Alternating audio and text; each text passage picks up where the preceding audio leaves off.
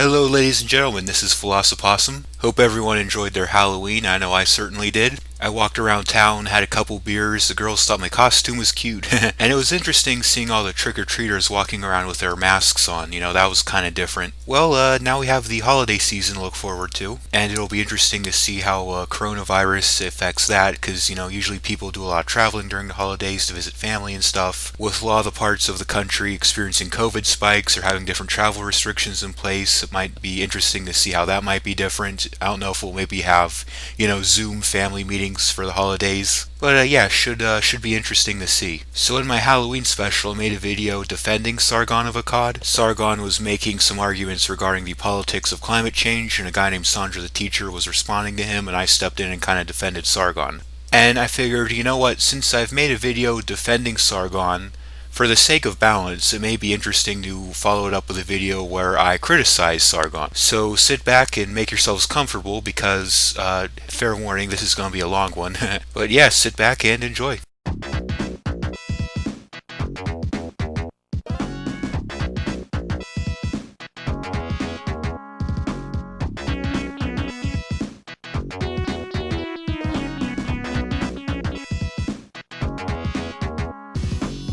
So before we begin, just a bit of context on the video we're dealing with here. A while back, a anarcho-capitalist YouTuber known as Anarchyball, who currently goes by Mr. Dapperton, you may have heard of him, along with another libertarian YouTuber, That Guy T, released a video called Questions for Statists. Now a link to this video will be in the description if you want to watch it for yourself. It's approximately 12 minutes long, and it's basically a mega collaboration among many different libertarian YouTubers, just kind of asking questions for people who advocate for authoritarian government. And, pointing out the flaws in a lot of their reasoning. Well, a famous political YouTuber who goes by Sargon of Akkad, if you've watched my last video, you'll be familiar with him, saw this video and stepped up to the challenge. He came forward and provided what he feels to be our answers to these libertarian challenges that each of them put forth. Now, of course, me being a libertarian myself, I believe I'm in a position to carefully analyze Sargon's answers and see whether or not they really do address the criticism brought forward by each of the participants in the collaboration. That, and I figured it's just intellectually healthy to hear the other side of the story, because who knows, maybe Sargon is able to find genuine flaws with the arguments brought forward in the video. So anyways, right from the onset, Sargon has a problem with the word statist. Seamus Coughlin, also known as Freedom Tunes, opens the video by saying, "Hey statists," and at this point Sargon starts throwing a shit fit because he doesn't like their use of the word statist. And this is, of course, is going to be a theme you'll see repeated throughout the video, Sargon sort of complaining about the word statist being used. Hey statists! Okay, so statist is definitely the first thing I want to address. There is no such thing as a statist. Wait, are you seriously trying to claim that there's no such thing as a statist? Well, a statist is simply anyone who advocates for there being a government or state. And in this video, you're advocating for the state, so if there really were no such thing as a statist, you wouldn't be making this video. So the mere fact that you're making this video in the first place disproves what you just said. No one identifies as a statist. That doesn't automatically mean that statists don't exist. People might not be inclined to use the word statist to describe their political views. They may use a different term, such as Democrat or Republican or Communist, Socialist, Social Democrat, whatever. But just because people don't use a particular word to describe themselves doesn't mean that word isn't applicable. So saying, hey statists, means you're not addressing anyone. Actually, we are. We're addressing anyone who advocates for a government or state of any kind, any shape, size, form, whatever. If you think there should be a government, whatever form you think that government should take, then this video is directed toward you. You're overcomplicating this, my dude. I mean, a statist could literally be anyone who isn't a libertarian. That's not necessarily true. You see, statism has to do with whether or not government exists, and libertarianism has to do with whether or not it's legitimate to initiate force against innocent people. These are essentially two fundamentally different issues. For example, suppose that somebody advocates that yes, government should exist, but it should only enforce the non-aggression principle, and it should only interact with people voluntarily. Well then, you're a libertarian and a statist. Or suppose that you don't believe there should be any government at all, but people should be able to do whatever the hell they want without any consequences. It should be a total free-for-all. You want to kill, you want to rape, you want to pillage, go right ahead, no rules. Well, then in that case, you're not a statist, but you're also not a libertarian. So this is why it's not accurate to equivocate non-libertarians and statists, because there are libertarian statists and there are non-libertarian non-statists.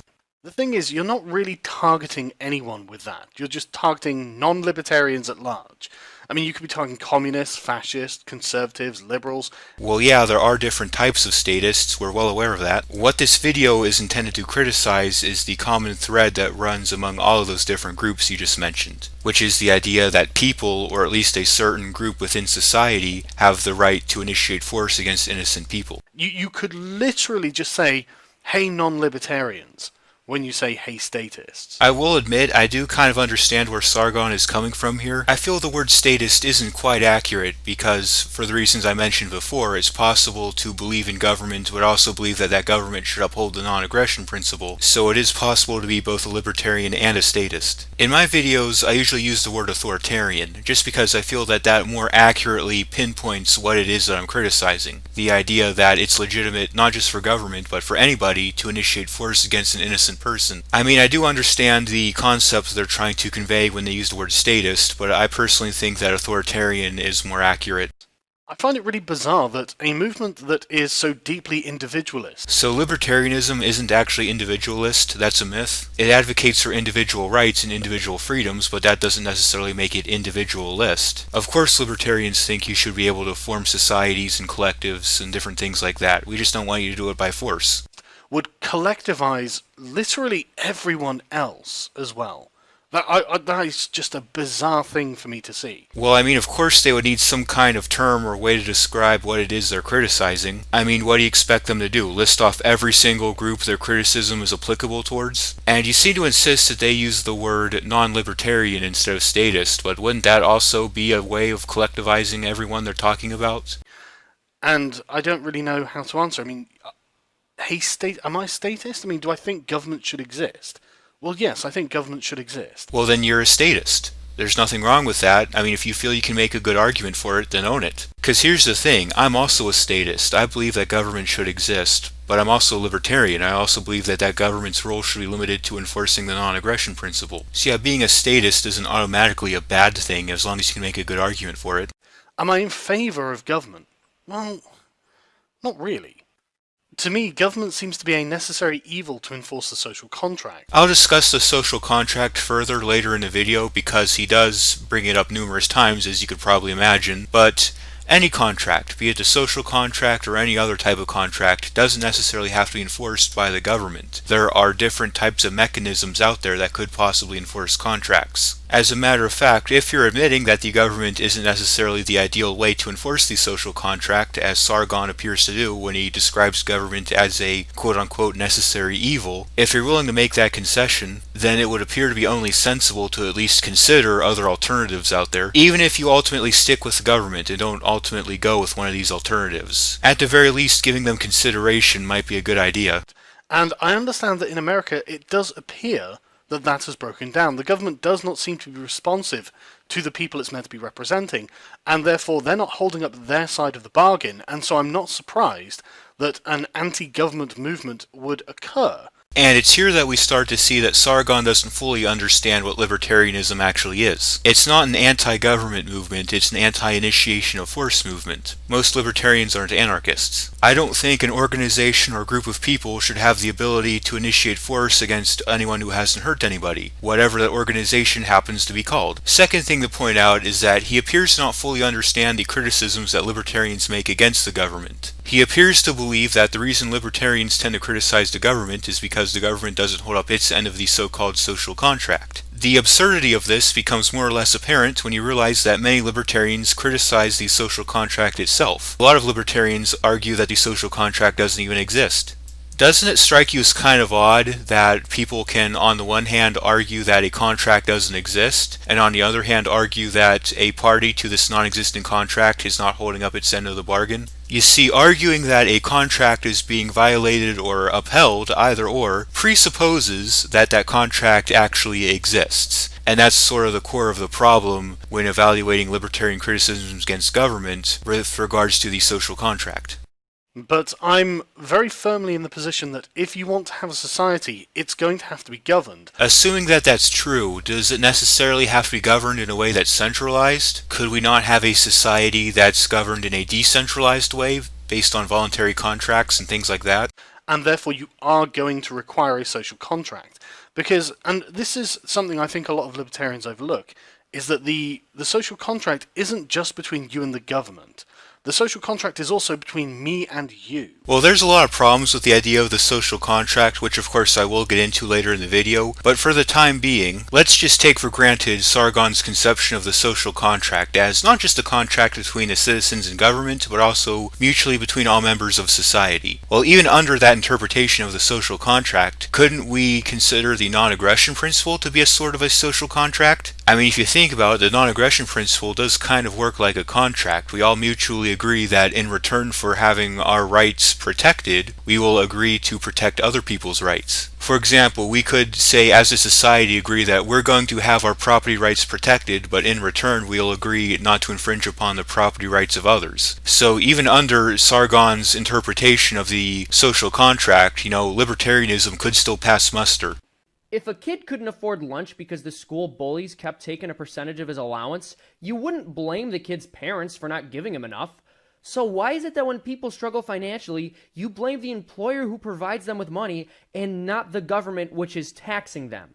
Because the government isn't a bully. So bullying is defined as seeking to harm, intimidate, or coerce someone perceived as vulnerable. So when you look at all the war, all the people who've been kidnapped into a cage over victimless crimes, all the money the government steals from you, all forms, not just taxation, I mean fines and asset forfeiture as well. With all of this in mind, you'd have to have your head pretty far up your ass to not see that government meets that definition down to a T. And the employer isn't the parent of the employees. The employer will pay the employees the minimum amount they can get away with to ensure the maximizing of their own profits. And in a free market where wages are set by supply and demand, and where unions aren't hampered from negotiating by regulations, that so-called minimum amount that they can get away with is actually higher than it is with a government-mandated minimum wage. And the government has an obligation to the people that they tax. I'm going to refer you to Supreme Court case Warren versus District of Columbia, in which the Supreme Court literally said the government has no obligation to any specific citizen. They aren't simply taking their money for the fun of it, so they can spend it as they want. Actually, yeah, they are. Now, since Sargon is British, he might not be quite familiar with how politics works on our side of the Atlantic, but usually what happens is politicians throw a shit ton of money towards either little pet projects of theirs, or certain big businesses, or corporate sponsors who sponsor their campaign. If I had to guess, I'd say maybe 20% of all the money collected in taxes goes toward things that benefit society. Or at least in a regular society. Aye, but you see, lads, this would have never happened in a true society. I realise that in the United States there may well be cases, or maybe the rule, that this isn't being upheld, but this is not in a regular, healthy, liberal democracy an apt metaphor. Well, Sargon, you kind of missed the whole point of that metaphor. I mean, of course, Seamus wasn't arguing that the relationship between a government employer and employee are 100% identical to that of a parent, child, and bully. The purpose of that metaphor was to sort of draw out the absurdity of the line of reasoning. If a person is struggling financially because they're continuously being stolen from, I think most sane people would agree that the burden should be on the person stealing from them to not steal from them, not on a person providing them an income to provide them more income so that they can accommodate the thief. Could you imagine if somebody robbed a bank and instead of the bank robber getting in trouble for stealing the money, the bank customers got in trouble for not depositing enough? Well, same line of reasoning. For fans of democracy, I would ask, is it okay to forcibly rob, control, or otherwise victimize somebody as long as the majority approves of it? Of course not. This would be something called the tyranny of the majority, and The very reason we have rights is to prevent this. Well, what is democracy if not the tyranny of the majority? In a democracy, the majority get to have their way and run roughshod over the minority, and there's basically jack all the minority can do about it. As a matter of fact, it's actually worse than a tyranny of a majority, because, it would be one thing if the results of an election were only imposed on the people who voted. Like, you voted, you participated in the election and you got outvoted, so by voting you agree to the outcome of the election even if you don't win. You can make an argument, but even if you don't vote, even if you have nothing to do with the election at all, the results are still imposed onto you. So it's not even just the case that the majority get to run roughshod over the minority, they get to run roughshod over people who didn't even get involved in the process at all. We all know that every economic system has market failures. Capitalism, socialism, communism, whatever. But my question is, why do you feel morally justified in forcing other people to subsidize these failures? Why should I be forced to subsidize failed electric car companies like Fisker or failed government initiatives like Obamacare? Shouldn't I have the right to decide what risk I want to take with my own money?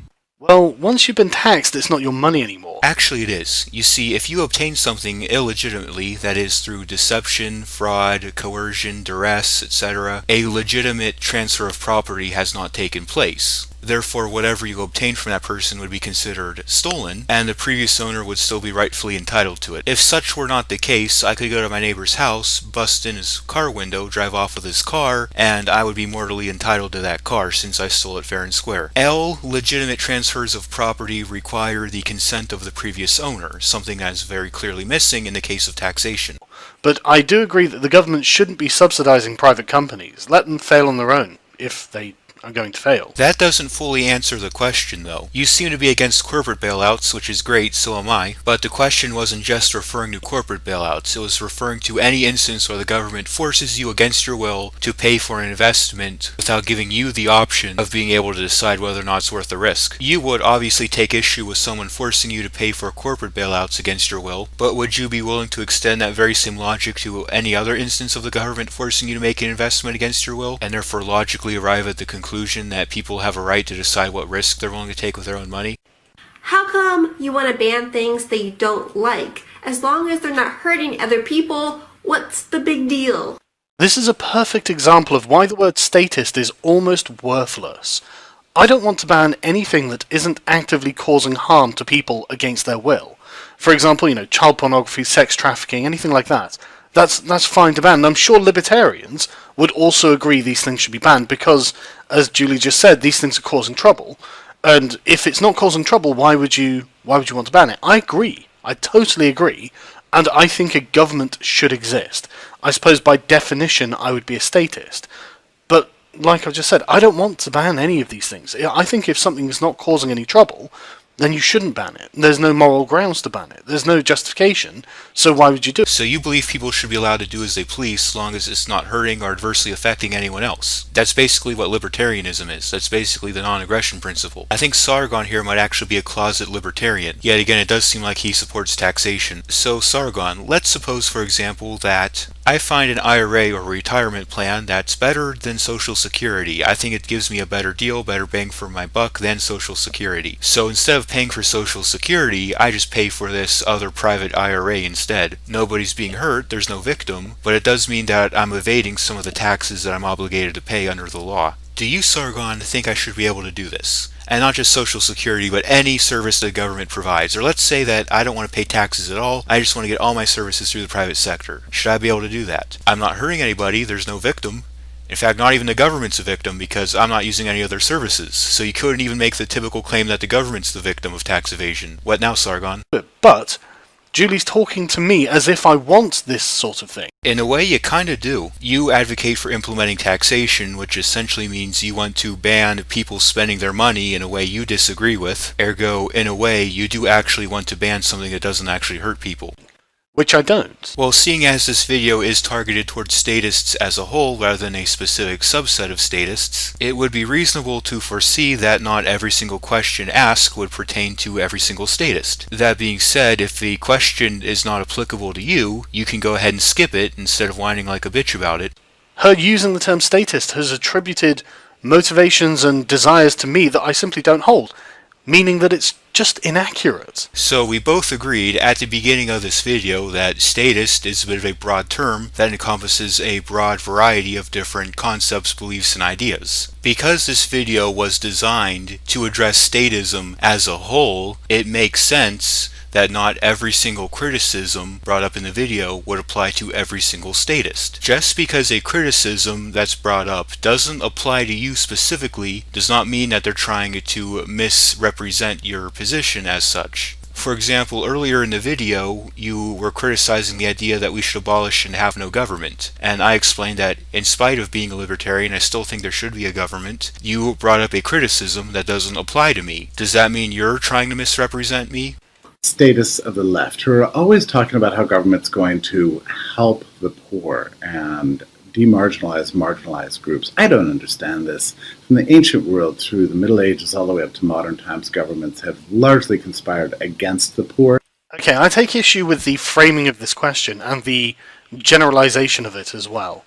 Governments don't conspire with each other. They're in direct opposition with each other. It's not necessarily that simple. Yeah, it's true, sometimes they're in opposition to each other, but a lot of times they also conspire with each other. It's not necessarily a black and white issue. And they certainly don't conspire against the poor. I would encourage you to look up the eugenics movement. It was basically one big example of the government conspiring against the poor. You have the minimum wage, which kept poor people from being able to find an entry-level job. You have housing projects, which basically guaranteed they'd be stuck in shitty neighborhoods their whole lives. You have the property tax, which basically guaranteed that poor neighborhoods would never have access to quality services. You have welfare programs, which basically guarantee that poor people are dependent on the government and don't become independent. I mean, I could spend a whole video just listing off all the different ways the government conspires against the poor. If anyone conspires in a government, it's various factions of aristocrats against each other. They generally don't care about the poor, because the poor aren't generally a threat to their power, because as you will go on to say, governments are mostly made up of rich people, and they find themselves in competition with one another. The poor are incidental in these cases usually, and unfortunately they do get exploited. I'm thinking in particular a century ago with eugenics programs and segregation programs and zoning programs, business regulation and union rules, everything was designed to exclude, marginalize, and impoverish groups that didn't have power. Governments are always controlled by rich people. That's just the way it works. Why do you think the government is the right means to help? I find it interesting that this chap has to use examples from 100 years ago. Unfortunately, a lot of aspects of the eugenics movement is still around to this day. Granted, the more heinous examples of it, such as Jim Crow laws and redlining, are gone, thank God, but a lot of stuff like minimum wage, housing projects are still around. To justify asking this question, government is also the only method by which the poor have any control over the rich. Why do the poor need any control over the rich? I mean, I don't think the rich have any right to control the poor, but nor do the poor have a right to control the rich. I think everybody should, control themselves. Or the way to ensure their own rights. They're too poor to do anything else. So it literally is the only method that the poor have to protect themselves from the rich. What exactly is it that you think the poor need protected from? I mean, in a libertarian society where all interactions are voluntary, what exactly is it that you think the rich could do to the poor? Because under our current authoritarian society, what the rich do is they lobby the government to help them screw over the poor. That's why we have stuff like minimum wage and regulations that make it harder for poor people to find jobs and start businesses. Actually, this is a pattern you're going to notice in this video. Sargon fear-mongering over shit that already happens under the government. Even if the rich control the government, that doesn't mean that they're despots. They don't just have free reign to do whatever it is they want. Actually, they do. Again, I'm going to give Sargon here the benefit of the doubt. Since he's British, he's probably not entirely familiar with how American politics works. But basically, if you're rich, if you have the money for it, you can basically do whatever the fuck you want. You can hire enough lobbyists to have whatever laws you want passed, have whatever budget you want. You can commit whatever crimes you want, hire enough lawyers to get you off the hook. I'm not sure how it works over there in Britain where Sargon lives, but I know here in America, money equals power. And the poor, as Brexit and Trump are demonstrating, can and do make themselves heard. Well, sure, they can make themselves heard. The issue is whether or not those who are listening have any sort of incentive to address what they're saying. It's just for a very long time, they haven't needed to because the situation hasn't been that bad. However, it is that bad now, and, well, the governments are going to have to start listening. Why? What stake does the government have in helping the poor? I mean, you said it yourself, Sargon. Governments are controlled by rich people, and the poor are usually incidental to their interests. It doesn't matter how loud the poor make their voices. So long as an organization doesn't have a stake in their interests, their complaints will fall on deaf ears. Unless, of course, you think that they should be rioting in the streets, which I think is a net negative for everyone. Well, I think most people could agree with that. I think poor people rioting in the streets would be a net negative for everybody, but here's the thing. When you advocate that a organization that has no stake in the interests of the poor, nor is there any way for the poor to have any control or influence over it, when you advocate for that being the main or even only way for the poor to have their rights defended, that sounds to me like a prime recipe for rioting in the streets. I don't see who benefits from riots. I think that a responsible government that upholds the social contract rather than abuses it is a good idea. So if that's what you're going to argue, you're going to need to come up with a detailed explanation of what this social contract is and what it entails. Because if we don't have that, we have no way of really knowing whether or not the social contract is being upheld or abused. And I think that's probably where we'll end up after a few revolutions. And see, this is a problem I have with authoritarianism. When one centralized monopolistic power is in charge, of course the only way to deal with any social injustice is through violent revolutions and bloodshed. Now, the nice thing about the free market is that if a certain firm or entity is doing something unfair, treating you unfairly, whatever the case may be, you have a choice to not do business with them and do business with someone else. Therefore, we can have social change in a positive way that's also non-violent. The poor. It makes no sense to me. So I punched this comic face in and said, "How do you like those marks?" Oh, we're recording? Does my hair look okay? How can you claim on one hand to be anti-guns, yet on the other hand, you want the state to take guns away at gunpoint? Pew pew. Another failure for the term statist, I'm afraid, because I'm not really anti-gun, but then I'm not really pro-gun either, so it's a bit by the by. But yes, the state has to have a monopoly on force to be able to enforce its laws. Why exactly does the state have to have a monopoly on force in order to enforce its laws? In my opinion, if people accept the legal system as legitimate and fair, they would be willing to enforce it as well. As a matter of fact, I'd go as far as to say there's no such thing as a government with a monopoly on force. That's because the number of people in the regular citizenry will always outnumber the number of people in government. The resources to monitor and control every single person constantly don't exist. Larkin Rose makes an excellent video called The Tiny Dot, which explains this concept further. If there were other power-wielding entities within a state that were refusing, for example, to obey the laws that were agreed upon by our democratically elected leaders, then we could find ourselves in a position where I'm having my rights violated and you are violating a law, and the government does not have the power to enforce the law over you. This is obviously an unacceptable position. I'm sure you'd agree for me and for you, because I would be able to do the same thing for you. But what if it's those very democratically elected leaders who are the ones breaking the law or violating your rights? You see, a monopoly on force is more or less a recipe for disaster, simply because there's now, by definition, no way to stop it from doing what it does. And notice how he tacks together violating the law and violating somebody's rights? And this is more or less the assumption you have to make in order to argue that any situation where the government is unable to enforce the law is problematic. What if it's a law mandating murder or genocide or something like that? I mean, there's a lot of different scenarios where I could imagine there being other power-wielding entities within the state that challenge the state's authority actually being a good thing. Basically, you want to regress us back to a state of brute savagery, where you would end up with basically northern Mexico. It's not a good idea. It just ends in bloodshed and savagery. Well, in a libertarian society, there's no one central authority that wields all the power. There's different power-wielding entities who more or less have leverage over each other, and therefore there is no longer a power imbalance. If one group abuses its power, another group can fight back against it. To me, this seems like it would cause a lot less bloodshed and savagery than having one group in society with the exclusive right to do whatever the fuck they want, and nobody else gets to fight back. And is entirely not conducive to a peaceful life, which is, I'm sure, what libertarians ultimately are desiring to lead. Yes, correct. I advocate for people living a peaceful life, and that's why I'm against the initiation of force against innocent people. I don't think that anybody in society, even if they're considered government, should have the right to initiate force against somebody who hasn't hurt anybody. It seems to be that there are many American libertarians who think that being able to own a gun is them challenging the government's monopoly on force. Well, yeah, it kind of is, because if I have a gun, that means I can also use force, which means there is another force-wielding entity in society, which means you no longer have a monopoly. So yeah, it kind of is. It's not. It's them being able to form a well-regulated militia to ensure the government doesn't turn into a despotic tyranny. It's not the same thing. How is it not the same thing? I mean, what are people doing by forming a well-regulated militia to prevent the government from becoming overly tyrannical, other than challenging the government's monopoly on force?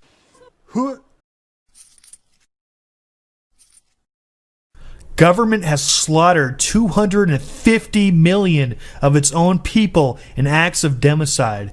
How can you trust such a beast to rule over you? And as some of you argue for, to be disarmed to. Governments are not monolithic entities. I don't believe anyone ever said that they were. You see, the problem addressed in this question isn't whether or not government is monolithic, because you could argue either way with regards to that. The issue is, given the amount of people the government has killed, is it still worth having around? And the concept of government is neither a monolithic entity nor something you can just point to and say, government did this. Well, I mean, you are making the claim that we need government in order to prevent death and savagery and all of that. So if you're making the claim that we need X in order to prevent Y, and it turns out being the case that X actually causes Y, there may be a problem with your argument. This is basically the most absurd question I've ever heard. Not really, it seems kind of sensible to me. If what you're claiming prevents a problem actually causes that problem, then I think that's a reasonable line of reasoning to ask. The thing is, that it does come from a position that isn't entirely illegitimate, though. Yes, government is, like the previous question demonstrated, the monopoly on force, and so, yes, it needs to be checked and justified at all turns. I mean, there should never be a situation where we simply give people in the government the benefit of the doubt. They should always be questioned, always be critiqued.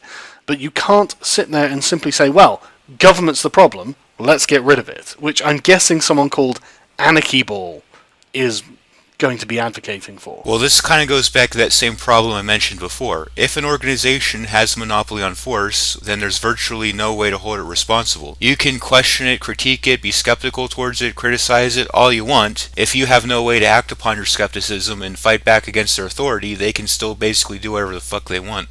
Why is it that no matter how much money the government takes from its citizens, it's always broke? Okay, I'm not going to lie. The tone that people are asking these questions in is making it hard not to become confrontational. What do you mean by tone? What type of tone are these people speaking in that's making you feel confrontational? I mean, none of the people in this video thus far came across to me as being, rude. Maybe some of them come across a little bit snappy, but that's kind of understandable considering this video is addressed towards people who want to point guns at them and hurt them. And I'm really trying not to. For example, I just recorded a thing where I was like, literally, look, I get told by libertarians all the time that I don't understand economics. So a libertarian asking me a question about economics is bizarre, given how well they understand economics. But I'm really trying not to do that. But the thing is, you guys don't even know who you're talking to, and you're acting in this really condescending way. Can you give me an example of something someone said or did in this video that's condescending? And heck, you know what, even if something does come across as a little condescending, since they're addressing, again, people who want to point guns and hurt them, can you really blame them? Not very productive.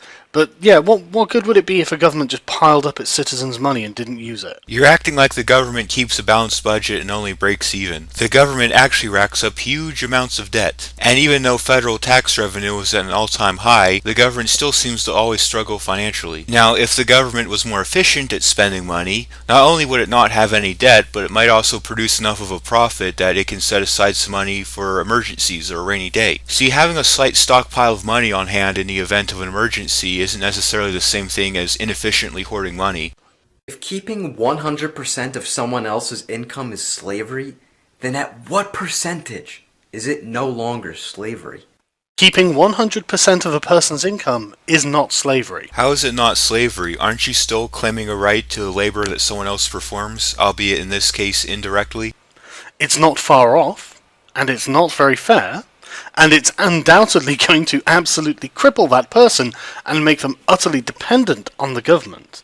Yeah, you're robbing somebody else of their ability to be independent and forcing them into your dependence. Again, how is that not slavery? But that's not slavery.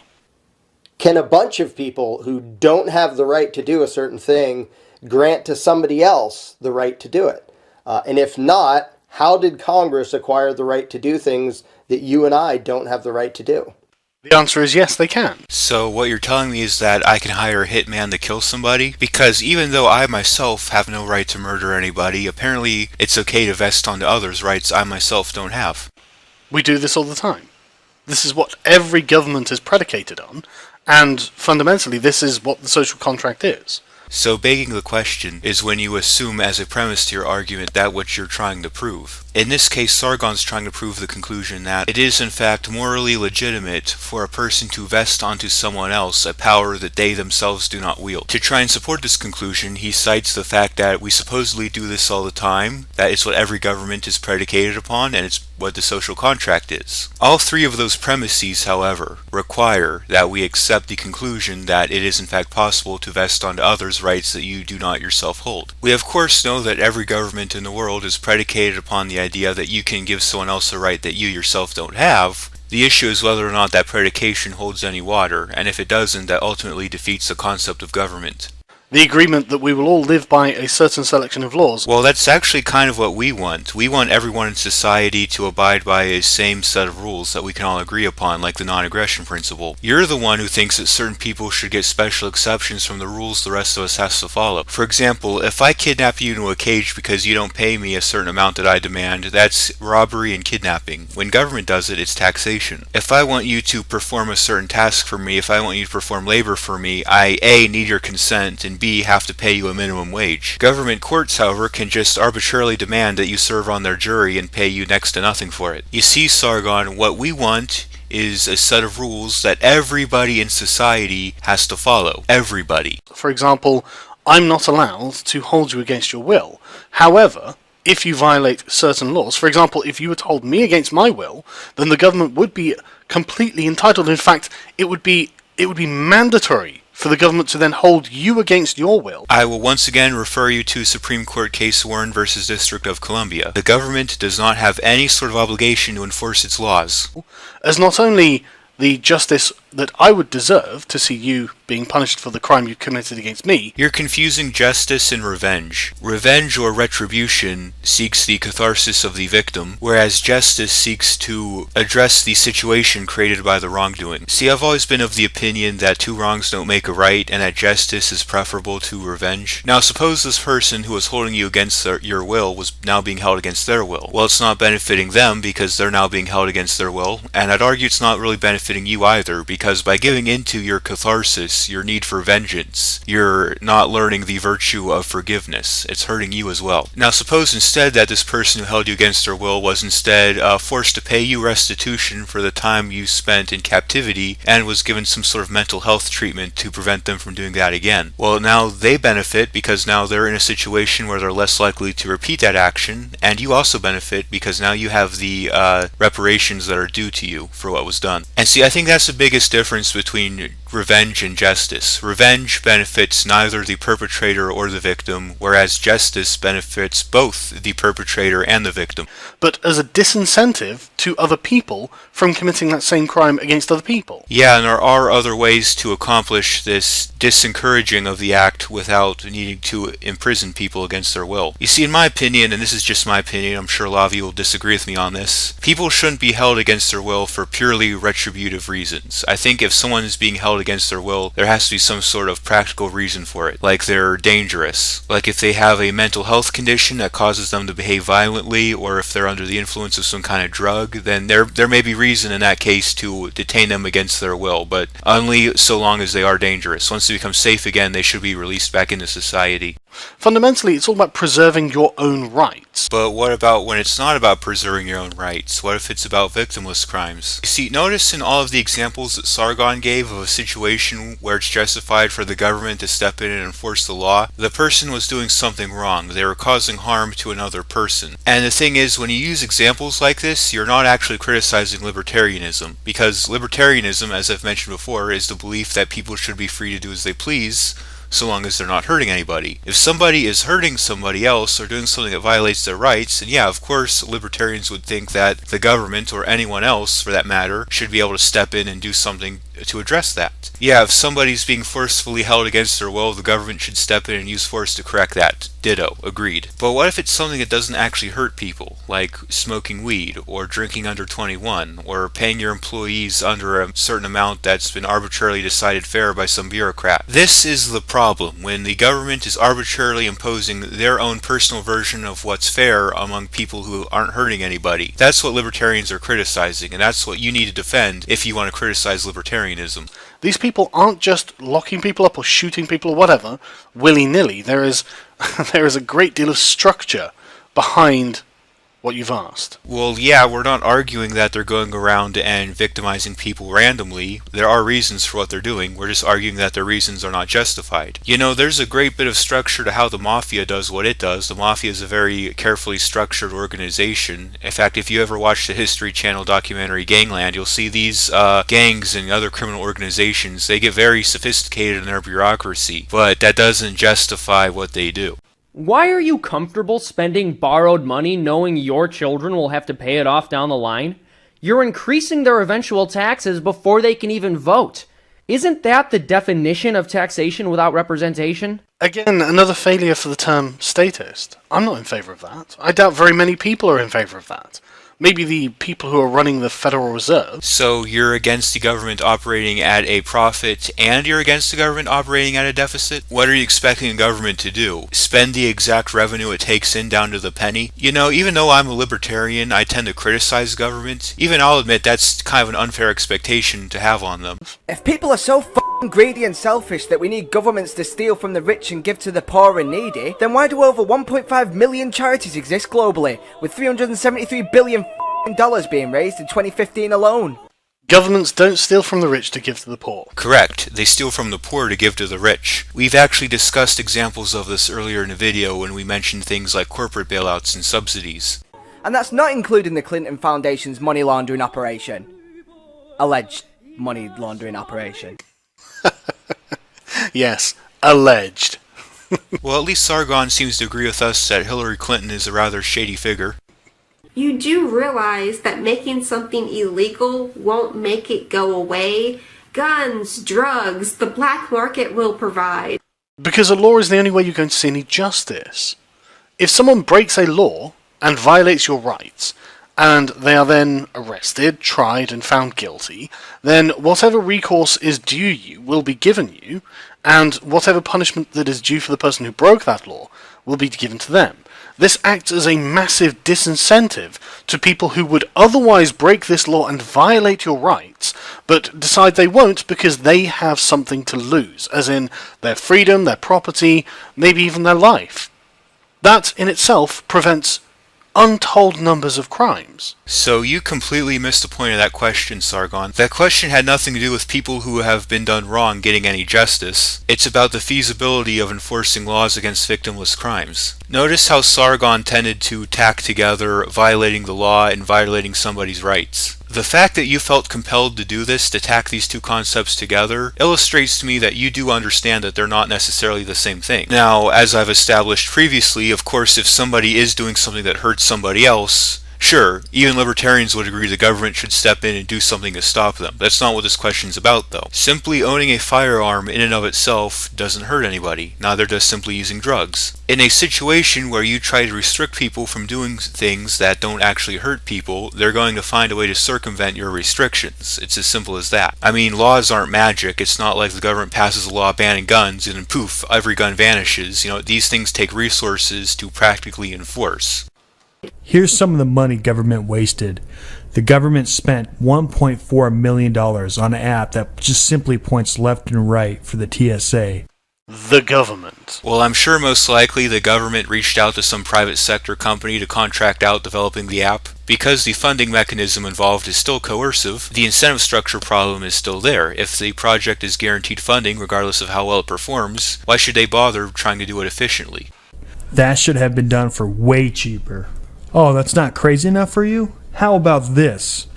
The government wasted $1.4 trillion on a jet that doesn't even work. That's enough to buy every homeless person in the United States a mansion. Yeah, and I'm sure you're entirely in favor of this. While I don't consider myself a fan of the welfare state by any stretch of the imagination, I would still consider it less of a waste of money than the fucking jet that doesn't even work. But I love this guy's backdrop. Look at this. This is my favourite thing. Stacks of gold and money and guns in one corner. A beautiful vista. A burning fireplace. Just it's the most palatial mansion ever. Just like what he's suggesting the poor people should be bought, I imagine. I don't think he was necessarily suggesting that the government actually buy poor people mansions. I think he was using that to illustrate how much more productive the government could be with the money it's spending. This strikes me as the ultimate libertarian fantasy. The one-man island. Well, like I said before, the whole idea behind libertarianism is that people are allowed to live however they want as long as they're not hurting anybody. If you want to live in a society and live communally, you can do that. If you want to be individualist and live on an island somewhere, you can do that. Just don't hurt people in the process. You don't have enough guns to prevent people from taking these away from you. You simply don't. Assuming that to be true, how do you know there aren't any mutual defense cooperatives or any private defense agencies that he's contracted with? I mean, it's not like the only thing that could possibly protect you from a gang of thugs is the government. If the government was abolished and you lived in a state of anarchy, you would lose all of this very quickly to a very well-organized gang of very dangerous people who would come and take it. A well-organized gang of very dangerous people? That sounds like the government to me. And yeah, you'd kill a few probably, and maybe they'd think twice, and maybe it'd take a while for it to end up happening, but it would happen because you have to sleep sometime. A $600,000 home. Oh, that's not crazy enough for you. The government lost $6 trillion. Knowing all of this, do you still think the government can spend your money more wisely than you can?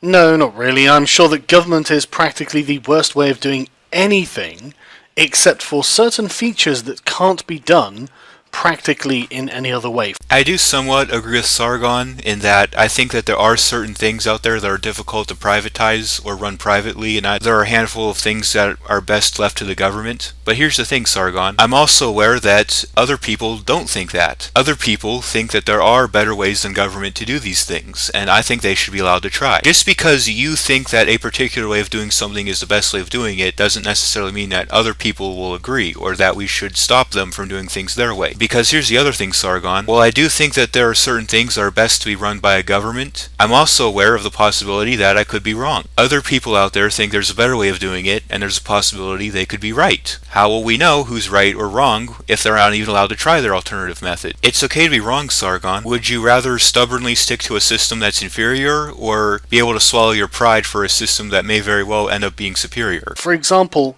military. The last thing you want are privately funded armies. Just the very last thing. Why? What's the worst they could do? At least in a system where armies are privatized, there's some leverage you have over them if they end up abusing their power and attacking innocent people. Because you're forced to fund the current military through taxation, you don't have this choice. Armies that are literally fighting for nothing but pay are the worst armies imaginable. Well, hate to break it to you, Sargon, but we kind of already have that. Now that we don't really use conscription anymore, thank God, most people in the military are serving for the benefits. You know, the pay, the retirement, the free college, etc. I'm sure many of them are still serving out of genuine loyalty to the country, don't get me wrong. But by and large, I think it's the benefits, the perks, is the main reason a lot of people decide to serve in the military. Not only from a technical standpoint of military efficiency, but also from the position of the people who have to live with these armies occupying them. Oh, you mean like how current militaries under the government can basically just set up a base wherever the fuck they want and the locals just kind of have to deal with it? Just read Machiavelli. Medieval Italy was rife with mercenary armies, and he disdained them more than anything, with good reason. Machiavelli was an authoritarian, and his idea of leadership involved fear and coercion. Gee, I wonder why someone like that would be against privatizing the military. These people don't fight for ideals, they don't fight with any morals. So in a society that largely valued freedom and independence, nobody would fight with any sort of morals. So what you're telling me is that if another authoritarian regime wanted to invade and take over, people would just be like, I would fight them off, but I'm not being paid enough. They don't operate or obey any kind of laws, and they barely even obey the person paying them. Did Machiavelli also mention that a lot of these mercenaries were being hired by feudal lords? Those very mercenaries that you described as not obeying the law or barely even obeying the person paying them, got news for you. They were largely managed by feudal lords, which at that time was an organ of government. That's not at all comparable to how it would work in a private sector, where private militaries would be funded directly by the people who benefit from their protection.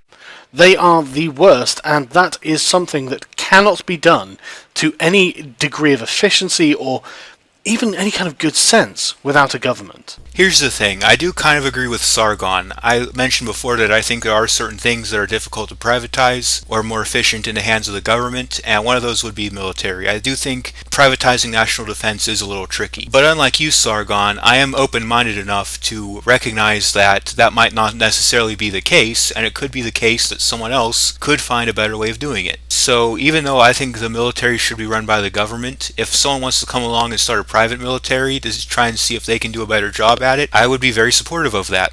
How can you rationalize basic philosophical concepts such as the non-aggression principle as being quote-unquote too difficult for society to be educated on and abide by, yet believe that hundreds of thousands of pages of federal and state regulations, clauses, case files, and amendments are somehow easier? Personally, I don't subscribe to the non-aggression principle. So that means you don't subscribe to the only theory of ethics that's both logically consistent and universally applicable?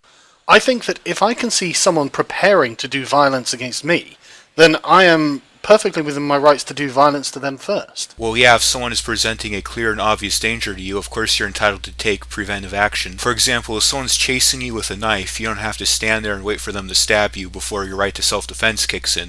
But secondly, the average person doesn't need to know any of these things because they generally aren't affected by all of these things. Most of these things are industry specific. Well, I will concede that not every single law in the books affects every single person. How exactly are you supposed to know which laws affect you and which ones don't without knowing all of them? You see, as a citizen, you are, at least in theory, obligated to understand all of the laws that apply to you. Ignorance of law is no excuse. If you're in court being accused of a crime, saying, "I didn't know that was legal," doesn't typically work as a defense. Now, if the legal system was simple and easy for the average citizen to understand, then this might make more sense. The problem is there's thousands of laws that apply just on the federal level. That's not even including the state, local, and county levels. So there could be literally thousands of laws that apply to you that you don't even know about. As a matter of fact, some legal experts actually say that the average person breaks at least 3 laws a day. And there are professionals whose entire careers are dealt with dealing with these regulations. So, for example, I have a friend who works in the pharmaceutical industry, and his entire job is just regulation. He has to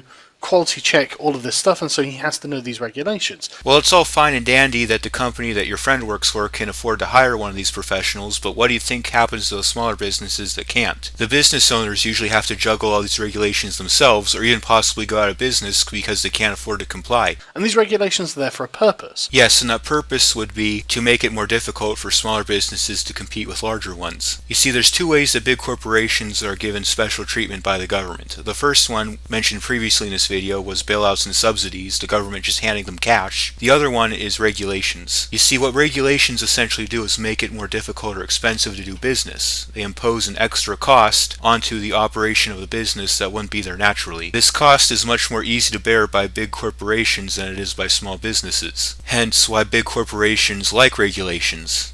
The average person doesn't know anything about this, and they don't need to. Well, again, you kind of missed the point of that question, Sargon. Why is it exactly that thousands of pages of laws and regulations are preferable to the non-aggression principle? If you think about it, it is straightforward, easy to understand, universally applicable, based on common sense. All the non-aggression principle says is don't hurt people. That's it. It's that simple. You learn that at like what, age 3? And a lot of the things covered by these regulations are also covered by the non-aggression principle. You know, all the things that people think we need regulations against, like selling rancid food, polluting someone else's property, fraudulent advertising, these are things that are already banned under the non-aggression principle. So the non-aggression principle would entail a lot of the same protections you get under these regulations, so all we would really be doing is just trimming the fat. Why is it illegal for me to import my hedgehogs to a multitude of places? I can't say I know anything about the laws governing the importing of hedgehogs to various countries, but I imagine it's got something to do with various diseases and invasive populations of animals. So what's stopping her from getting the hedgehog vaccinated then? Veterinary vaccinations have made animals extremely safe to keep as pets. That's why you rarely ever hear of cats and dogs spreading around diseases anymore. Who's to say she can't get that for her hedgehog? Don't tell me you're an anti-vaxxer, Sargon. But it's totally legal to import thousands upon thousands of fighting-age economic migrants. These economic migrants are not being imported. They are being allowed in, and I'm obviously against this as well, so I guess this is another failure of the term statist. Well, hold on a second, Sargon. Didn't you just say you don't think things should be banned if they're not hurting other people? Well, last time I checked, crossing an imaginary line in the dirt doesn't hurt anybody, and you want to ban that, so I guess you're not being consistent there, buddy. If it's wrong for you to do a certain thing, can you, by voting, make it right for someone else to do the exact same thing? I think I've answered this question 3 times now. But yes, that's exactly how the social contract works. It is the method by which we determine legitimate political authority and the properties of that authority. So yes, you can. You know what I find most frustrating about the social contract? It's not that nobody can ever explain where it is, what it is, or what's in it. It's not that nobody can ever give a sound explanation of how exactly it is I agree to it. It's not that accepting the social contract as valid requires making a lot of absurd assumptions, such as the government would have to own all the property within its territory. It's not that it's an extremely one-sided contract, whereas the citizen is punished for violating it, but never the government. It's not even that the logic behind the social contract could be used to justify literally anything, including mass murder and rape. Now, here's what I find most frustrating about the social contract. It's a form of what I like to call a shut-up strategy. What is a shut-up strategy? Well, it's any form of a tactic used during argumentation where your goal is to basically silence your opponent. Basically, it's any tactic used to end the conversation. I'm right, you're wrong, conversation over. Now, the thing about the social contract is because it's so vague and amorphous, you can essentially set the goalpost arbitrarily wide so that any criticisms brought up by your opponent are automatically defeated. What Sargon has essentially done here is he's created an intellectual shield for himself that he can hide behind, and any sort of criticisms you bring up bounce right off. This is, as you can imagine, counterproductive when you're trying to have a conversation, because Larkin's goal there was to try and further the conversation, maybe go into detail on how exactly it is that someone can vest into someone else's rights that they themselves do not have. Because, this is kind of a critical problem with authoritarianism. It requires doing something that doesn't make logical sense. Can I hire someone to mow my lawn for me? Yes, because I myself have the right to mow my lawn. Can I give someone else the right to go kill my neighbor? No, because I myself do not have the right to kill my neighbor. And every single time this issue has been brought up, you may have noticed at this point, Sargon basically pulls out social contract and uses that as a shield to kind of hide behind so he doesn't have to address this inconsistency. If the competitive market ingenuity of capitalism can deliver us things like iPhones, 3D printers, and private spaceships, why should services as important as justice, roads, and defense be monopolized by the state? Because these services are necessary for everyone in society. If these services are necessary for everyone in society, then why the heck would it make sense to monopolize them? Usually monopolizing something makes it less available, not more. Not simply people who can afford them. This still wouldn't justify monopolizing them. I mean, private sector charity does exist.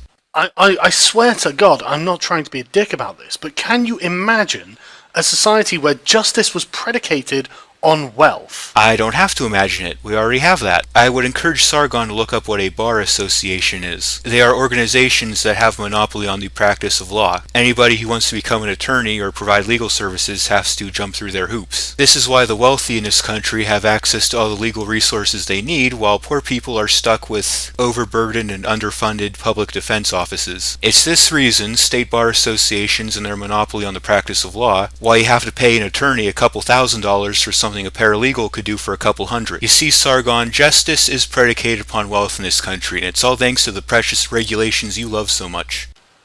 Just honestly, come on. And military again, just...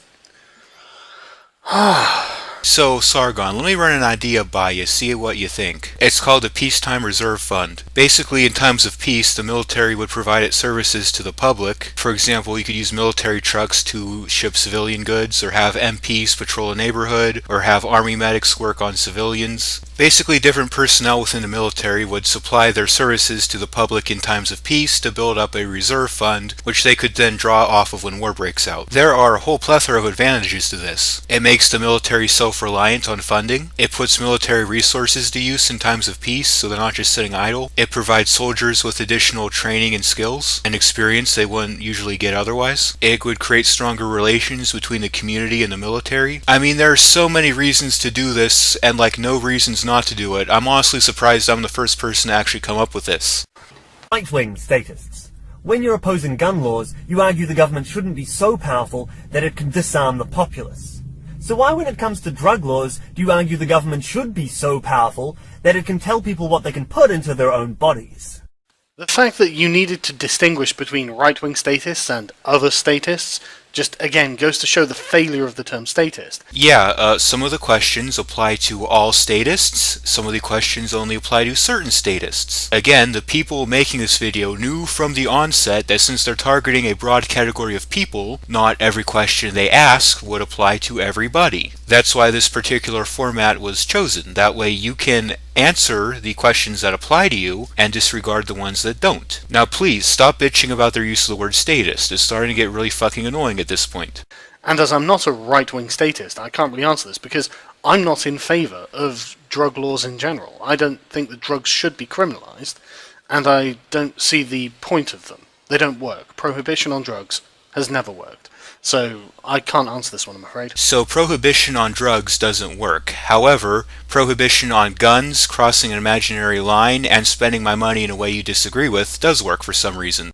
Now, to statists of the right, claim you're opposed to socialism and don't see government as the answer, and yet invariably you're celebrating the cops, the first responders, and the fire departments, and the jails, war, all big public sector programs. It's a kind of the socialism that you love. Why do you think that that's going to work better than the private sector? Honestly, I'm baffled that I have to answer this question. Private police forces, military, laws, and prisons are all very bad things, especially if all combined together. Actually, a lot of neighborhoods are switching from government police to private security, and what they're finding is not only is there a greater decrease in crime, but it also costs less as well. I mean, especially if this is predicated on wealth as well. It's not predicated on wealth, it's predicated on consent. If one private security firm is not protecting you, or they're abusing their authority, you can unsubscribe from them and subscribe to a different one. You can't really do that with the government-run police. The rich people are controlling private police forces, militaries, and writing private laws that then other people have to abide by. I mean, who's going to make them abide by their own laws? You guys may have picked up on this by now, but pretty much everything that Sargon is fear-mongering about in this video already happens under government. Justice being predicated on wealth, rich people getting to write the laws, wealthy people having all the power and screwing over the little guy. Like, all the things he's afraid would happen in a libertarian society already happen under our current state. So it sounds like worst case scenario, nothing would change. We have enough problems with that as in the state itself. In the example of Hillary Clinton, making the FBI prosecute her for the things she has tangibly done wrong. In a system where literally everyone has to abide by the same laws, we're having a problem making everyone abide by the same laws because of certain factors and privileges that some of them have. And you think that's going to be less of a problem in a system that would specifically incentivize it? Well, yes, it would be less of a problem under our system, because first of all, the laws would be based on the non-aggression principle, so they'd be straightforward and easy to understand and also fair. Since the laws would be fair, they would be considered legitimate by the populace, and nobody would feel inclined to violate them. Also, because law enforcement is privatized, they're based on profit, they now have an actual incentive to go out and make sure people are following the laws. And because police and courts are now separate entities that have nothing to do with each other, entities within the government will now actually be held responsible if they do something wrong. So yes, I think we would have an easier time getting people to obey the law under a libertarian system. If people are innately good, what is the need for government? And if people are innately evil, what is to stop them using government to cause evil to one another? And would it not be better that their influence be limited to that which they can achieve voluntarily, rather than to give them the added benefit of legitimized force? Some people are innately good. Some people are not innately good. Some people are good but do some bad things. Some people are bad but do some good things. The point is that you can't plan only for the best case scenario, and you absolutely have to plan for the worst case scenario. The worst case scenario is that you live near people who are not good, and the best way to incentivize anyone to do anything is to play on their own self-interest. For example, if you rob me, You will not only go to jail, but your future career prospects will also be harmed by your criminal record that an employer will see. That will prevent you, in most cases, from being robbed by people who otherwise might not have a moral compunction in robbing you. Again, you missed the point of that question. Nobody's arguing that people are always good and will always do the right thing. And, well, yeah, no shit, people are going to want contingencies in place in case people do behave badly. The issue isn't that we're assuming everyone's going to behave good. The issue is basically this. You're suggesting that we create an organization in society with a monopoly on force that gets to impose its will onto people. And the reason you advocate for this is to prevent bad people from doing bad things. This presupposes, however, that it's going to be the good guys at the helm and the bad people who are being targeted. And the question is, what guarantees that state of affairs? What's preventing the bad people from taking advantage of the government's monopoly on force to do harm? A major question that I have for proponents of state economic regulations in particular is how exactly can you sleep at night knowing the economic destruction that you have created? The effect of government regulations on output has been calculated to have an accumulated reduction cost on the American GDP of nearly $40 trillion just since 1949. In other words, absent of any federal economic regulations after World War II, we could have tripled our GDP. Every citizen could have an average income of $333,000 instead of $53,000, a $277,000 increase in the average income. This doesn't even factor in the cost of compliance, rent seeking, and state-level regulations. We could have had so much more prosperity and so much less poverty without state regulations on our economy. So how can you look your opponents in the eye and claim that your regulations are somehow for the common man? Well, aside from the fact that this seems like an absurdly utopian fantasy, and I remind you, I'm not an economist, I'm going to suggest that perhaps the regulations you're referring to are not applied to the common man. They are applied to massive corporations, hugely wealthy individuals, and various industries to prevent them from being predatory on the common man. You know, Sargon keeps missing the point of these questions so much, it makes me wonder if he's even paying attention to what's being asked. In all fairness to Sargon, since he's not a libertarian, he doesn't quite see the world through the same lens that we do. Maybe that's why he's having a difficult time understanding these questions. But I mean, come on now. I mean, how do you miss the point of the question this fucking much? Yeah, these regulations are applied to businesses instead of ordinary people. Yeah, no shit, buddy, we know. What's being disputed here isn't who the regulations apply to. What's being disputed is who the regulations benefit. The person asking this question mentioned, he went into detail on all of the economic damage that these regulations cause, and at no point does Sargon even acknowledge that. Yes, we know that the intention of these regulations is to protect the little guy, but the actual effect that they're having is the opposite, and that is the issue here, Sargon. Left-wing statists. When you're opposing drug laws, especially weed, you argue the government shouldn't be so powerful that it can tell people what they can and can't put into their own bodies. So why, when it comes to gun laws, do you think the government should be so powerful that it can have a complete monopoly over effective force? Because a person getting high isn't the same thing as a person having a gun. One thing does not have the potential to kill me, and the other thing does. You don't think that people getting high have a potential to kill you? Well, my mom does social work, so she would probably beg to differ with you on that. Here are the things you can't do without government permission. Build a house. Because there are cowboy builders who will build houses that are not safe and sell them to people, telling them that they are. So I mentioned that when I was responding to Joe Rogan during his interview with Dave Rubin, but if there were no government inspectors or building codes, there's still a good chance that people would figure out some sort of way to verify that buildings are safe when they're being built. Think about it for a minute. No customer wants to buy a house that will collapse, no realtor wants to sell a house that will collapse, no insurance company wants to insure a house that will collapse, and no construction company wants to be on record having built a home that collapsed. That's at least 4 different entities that have an interest in the structural integrity of the home. Drive a car. Because cars are very large and dangerous objects, and a certain level of proficiency driving one is required to minimize the chances of someone being run over. Oh boy, this guy's never been to New Jersey. Joking aside though, even if we did away with official government driver's licenses, I have a feeling there still would be some system in place to verify that people can drive safely. I mentioned this when I was responding to that Newsbroke video way back. I think that was like one of the first videos I made actually, so way back. I highly doubt it would be the case that privately owned roads would just let whoever the hell wants to drive on them, especially since privately owned roads would directly carry the liability toward any safety issues that are involved with that road, so they'd have an incentive to actually keep them safer. Own a gun.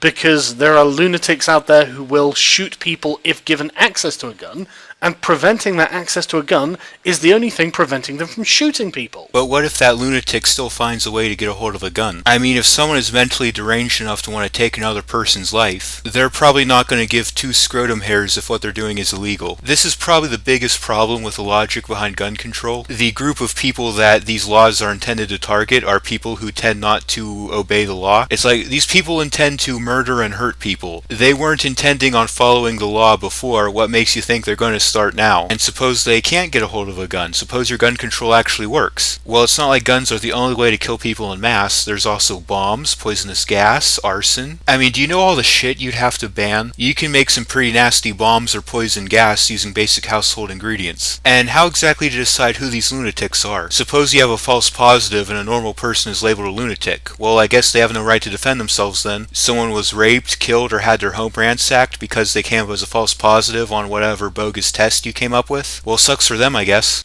Go fishing. I imagine this is something to do with sustainable levels of fish in local lakes and rivers. I have no idea, but I imagine there is actually a good reason for it. So let's suppose that you have a seafood company, and your company makes money by catching fish and selling it at the market. Well, since you rely on catching fish in order to turn a profit, you have an incentive to make sure that you don't exhaust the resource. It's for this reason that a lot of big fisheries and seafood companies make sure that they are only catching sustainable amounts of fish. And it's commercial fishing that's actually the biggest issue here in terms of fish numbers. Joe Blow spending Sunday evening on the lake probably isn't going to put that big of a dent in the bass numbers or whatever. Or let's suppose we do have a scenario where someone's being a dick and they're overfishing, they're hogging up all the fish in the area, and they're affecting the numbers there. Because of private property rights, you have the right to set up a fish hatchery on your own property. This lets you actually control the amount of fish that are available on your property, and since it is your property, other people are going to need your permission if they want to fish there, and if someone is catching more than their fair share, you can cut them off.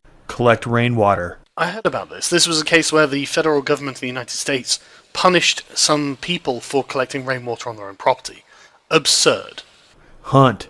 I imagine this is to prevent the extinction of animals in various locations from overhunting. So the way you deal with this is similar to the way you deal with the fish problem. Just have private property owners establish a habitat for these endangered animals on their property, and then the property owner would get to decide how much, if any, hunting goes on there. This has actually been proven to be much more effective than outright banning hunting, because what happens when you ban hunting is that you now have these poachers who will go out and illegally hunt these animals anyways.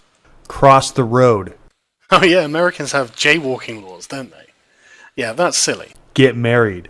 Well, a marriage is a legal contract that creates a single economic unit, so I imagine the government probably would need to be involved with that. Why exactly would the government need to be involved with that? I mean, we have private companies that draft up and register contracts all the time. As a matter of fact, it would actually be better if marriage was decentralized and privatized. For example, we only recently got same-sex marriage. For the longest time, people had to fight tooth and nail for it. In a system where marriage was privatized, same-sex marriage would have happened way sooner, because now if a gay couple goes to one company and they're like, sorry, we're not going to wed you, they can just go to a different company that will. The government getting involved with marriage has actually, both to this day and historically, caused a lot of issues. For example, since under the government's marriage law, any assets that either party holds is split 50-50 between both of the people in the marriage. This, to the surprise of nobody, has led to many people marrying people just to divorce them and take half their assets. This form of legalized fraud basically has caused a lot of grief and suffering for many people. Now fortunately these days, due to prenuptial agreements and things like that, this situation is less common, but these are innovations that have largely come about because of the private sector, not the government. Leave the country. I refer you to Lauren Southern complaining about economic migrants. If you want to know who is coming into or going out of your country, the government will need to be involved. Well, me personally, I could give a rat's ass who comes or leaves the country. As long as they're not coming here to hurt anybody, I don't care. Now, if you want some sort of a border checkpoint just to check to see, hey, are you here to cause trouble? No? Okay, welcome. You know, that's fine. But I think the way we do border security these days is way too intrusive and complicated. Start a business. Yes, because some businesses have harmful consequences if they are not well regulated and managed, and you cannot simply rely on a person's goodwill to well regulate and manage their business, especially if they are the sort of person who simply doesn't care. We're not relying on the goodwill of business owners to properly regulate their business. People seem to think that the reason we want to roll back government regulations is because we trust business owners to do the right thing out of compassion, and that's not necessarily the case. Will some business owners do the right thing out of compassion, out of the own goodness of their hearts? Sure, probably. I mean, there's so many businesses out there, statistically speaking, at least one of them is likely to do this, but at the same time, yeah, there's a lot of times when they won't. We are well aware of this. The thing is that regulation from the government isn't the only solution. You see, the free market has several tools up its sleeve to deal with businesses who misbehave. There's boycotts, the public image of the business. Nobody's going to want to do business with a company that doesn't behave properly, that mistreats their workers or pollutes the environment. There's various forms of media, such as journalism and social media, that can be used to spread information about companies that misbehave. Heck, there are even reviews and ratings boards that actually their whole job is to just spread information about businesses. So the idea that we just expect business owners to play fair to their own accord isn't exactly accurate. You, on the other hand, seem to have a lot of faith in the good nature of the government. If private individuals in the free market can't be trusted to do the right thing to their own accord, why should we be any more confident that politicians will do the same thing? Who regulates them? If a private review board were to, say, pass off on a business that's actually shitty or unsafe, then people would lose faith in them, they would lose trust in them, and they'd go out of business. What happens when a government regulator passes off on a business that's actually unsafe? Nothing. They're guaranteed an income, you have to pay them whether you want their service or not, and they have a monopoly on force. These two factors combined make it more or less guaranteed that there's no way to hold them responsible. Fly on a commercial plane. Allahu Akbar, my dude. So let me fill you in on a little secret, Sargon. If you've ever flown before, which I'm sure you have, I'm sure a successful, popular person like you probably does quite a bit of travel. You've probably spent quite a bit of time in that long-ass fucking airport line. Anyone who's been to an airport before will know what I'm talking about. Before you get on your plane, there's a big-ass line you have to wait in where they make you walk through a metal detector, they make you take everything out of your pockets. Sometimes they'll even pat you down. They make you throw your soda away because it's over 3 ounces. Well, what if I told you that absolutely none of that, none of it at all, does anything to keep you safer at the airport? None of it whatsoever. Now, I know what a lot of you are probably thinking right now, but Philosophossum, there haven't been any major terrorist attacks since these things have been implemented. How can that be? Well, it is true that there haven't been any major terrorist attacks on airplanes since these things have been implemented. The reason for that is actually pretty simple. They now lock the cockpit door while the plane is in flight. You see, during the 9/11 terrorist attacks, the door to the cockpit was completely unlocked, so anyone in the passenger cabin could walk right the fuck in. So now, not only do they lock the door between the cockpit and the main fuselage, but they also typically make it like 2 inches thick and bulletproof. This is the reason that your chances of dying on an aircraft-related terrorist attack are these days virtually zero. Not the metal detectors, not the pat-downs, not the being forced to throw away your shampoo. Now, some of you may be thinking, but Philosophossum, I mean, these things have to do something to keep us safe. Otherwise the TSA wouldn't be doing it. Well, here's the actual reason for those long-ass security lines at the airport. After the 9/11 terrorist attacks, the public was afraid that air travel was dangerous. Even with all the security upgrades made to the cockpit to make hijackings less likely, the public was still afraid because of the aftermath of 9/11, and of course airline stocks were plummeting. So the airline industry basically had to do something to reassure the public of the safety of air travel. And this is why we have those long-ass TSA lines at the airport. The only thing those are there to do is to make you feel safer. They don't actually make you safer. That and airports make a nice, decent little extra bit of revenue from confiscations. Oh, that gold necklace of yours has a sharp edge on it. I think you might use that to hijack the plane. So, it's ours now. Take drugs. What kind of drugs? All kinds of drugs. They'll either outright not let you take drugs, they'll outright ban it, or they'll put it behind some kind of restriction, like they say you'll have to be a certain minimum age to purchase it, or they make you get permission from your doctor first before being able to have it. For example, one of the medications I have to take is behind the counter. What that basically means is, instead of just going into the shelf, buying it, and walking out with it like I can anything else, I have to use my vacation time at work to go see a doctor, pay the copay fee and whatever the fuel costs to drive there and back. So are we talking pharmaceuticals?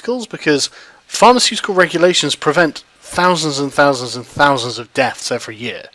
These are a good thing. So this is what's known as the broken window fallacy. It's when you look at the benefits of doing something without the costs or ramifications of it. In this case, Sargon is looking at the deaths prevented by pharmaceutical regulations and not the deaths caused by them. You see, a lot of people have actually died because a medication that could have saved their life was behind the FDA's red tape. Now, have these regulations prevented deaths as well as causing them? Well, sure. But what if there's an alternative method out there that could also prevent these deaths while not causing them either? We have private companies inspect the safety of electronics, Underwriters Laboratories. I don't see why they couldn't inspect the safety of medication as well. And if they can do it at a less of a cost and more efficiently than the FDA does, well then you may have the benefits of those regulations without the drawbacks.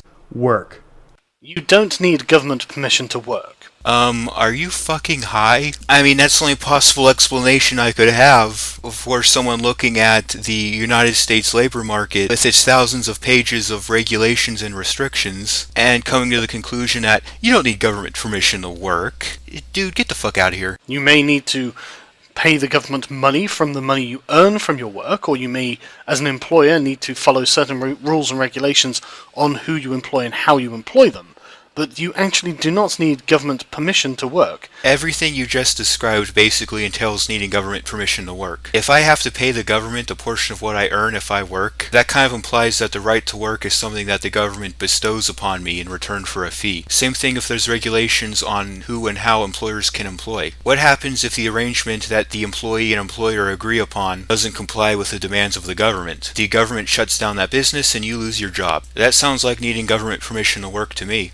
Unless there's something that I'm missing, but then you didn't specify. Yeah, they're called work permits. In addition to the indirect examples we discussed before, the government also directly makes you get their permission in order to work. If you're under a certain age or from out of the country, it can be illegal for people to hire you unless you get this work permit. Now, you'd have to have your head pretty far up your ass to deny that's needing government permission to work. So let's carry on. It's actually hard to think of something that doesn't require government permission.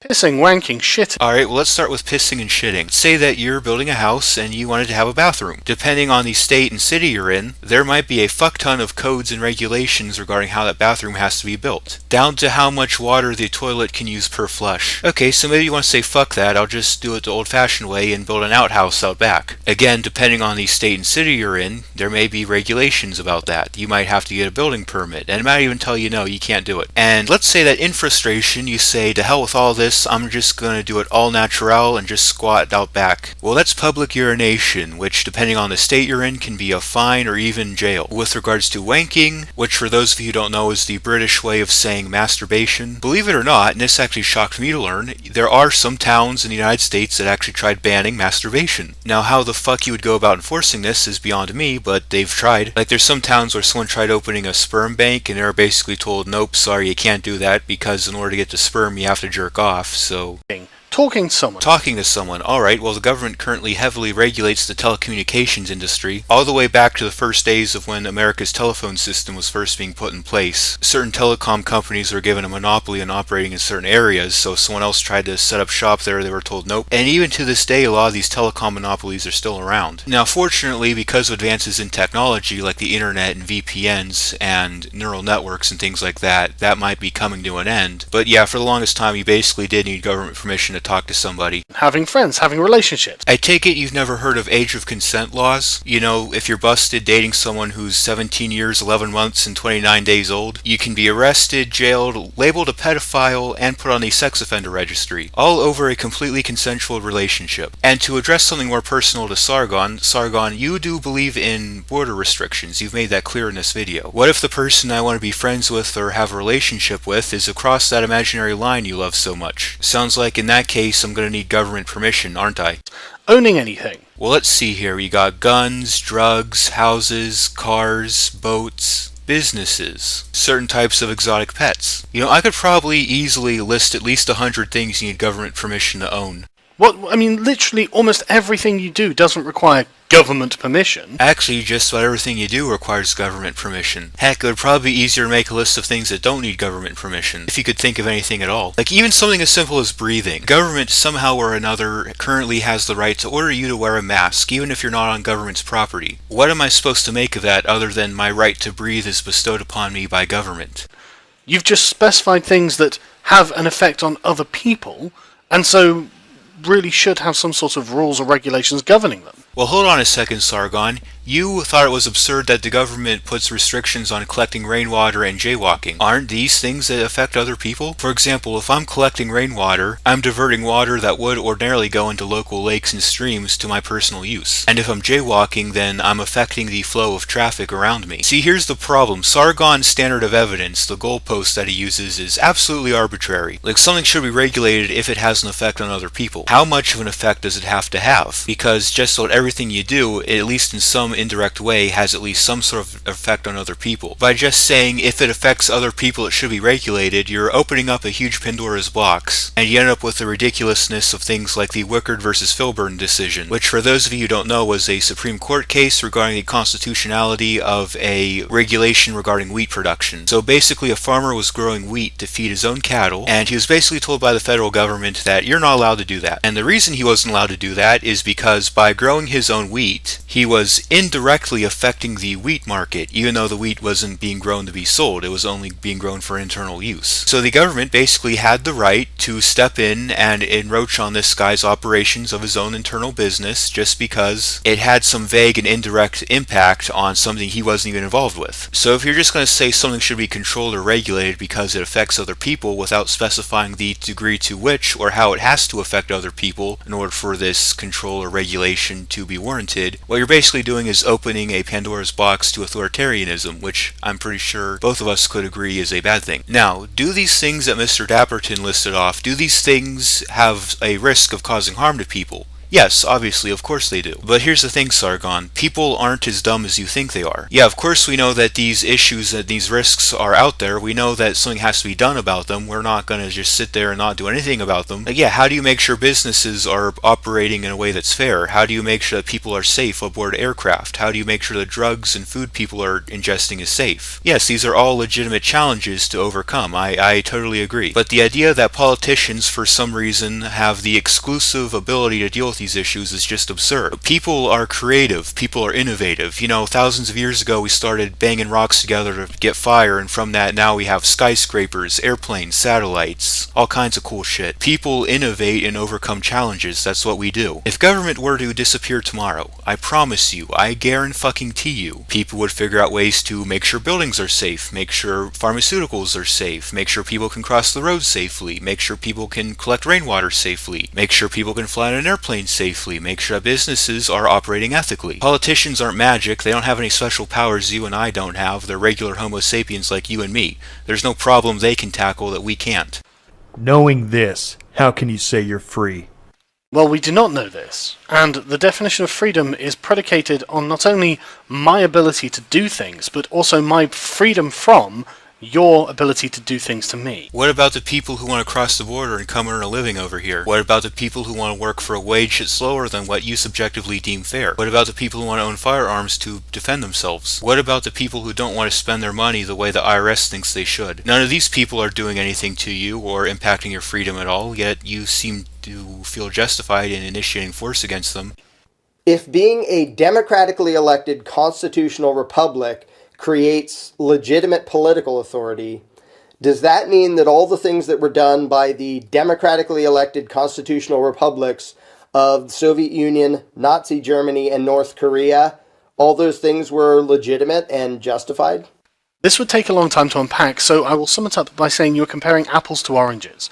The United States government is not the same or comparable to a totalitarian authoritarian state. The United States government is not the same or comparable to a totalitarian authoritarian state. The United States government is not the same or comparable to a totalitarian authoritarian state. The United States government is not the same or comparable to a totalitarian authoritarian state. The United States government is not the same or comparable to a totalitarian authoritarian state. The United States government is not the same or comparable to a totalitarian authoritarian state. If you're a proud, government-loving liberal who champions personal choice, could you please explain why I can't choose to not fund the murder of innocent children abroad?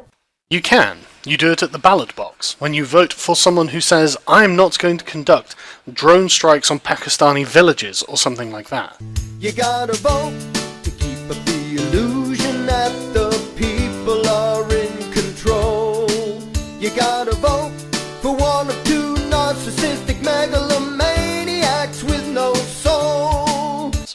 if you have a government that does do that, you should be petitioning them along with all of your other libertarian friends. But instead, you're making this video. You gotta vote, so when they rob you blind, they can say it was with your consent.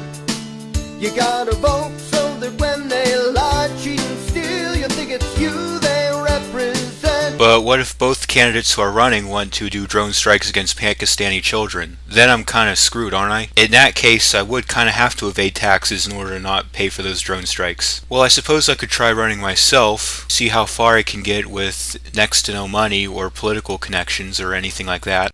If you've ever said there ought to be a law, or if you believe that government is the best solution to most of life's problems, I have one question for you. Are you prepared to kill? Every law, no matter how big or small it appears to be, is backed by violent force, and in many cases, death. Oh my god, just the hyperbole. Come on, guys. What hyperbole? That's exactly what happens if you violate one of the state's arbitrary edicts. They send someone with a gun to your house to kidnap you into a cage, or kill you if you resist. You really make it hard not to mock. Yes, if for some reason there was a situation where I would want the government to step in and use force, then they are doing that on my behalf, so I don't have to do that. If somehow you threatened me to the point where someone has to use force to prevent you from hurting other people, then yes, I would kill you myself, because it would be self-preservation. Thankfully, I don't have to. There are police who do that. I don't want to have to kill you. And I don't see why you'd be so fucking stupid as to commit some sort of crime that would require you to be shot or killed in the first place. Why would you do this?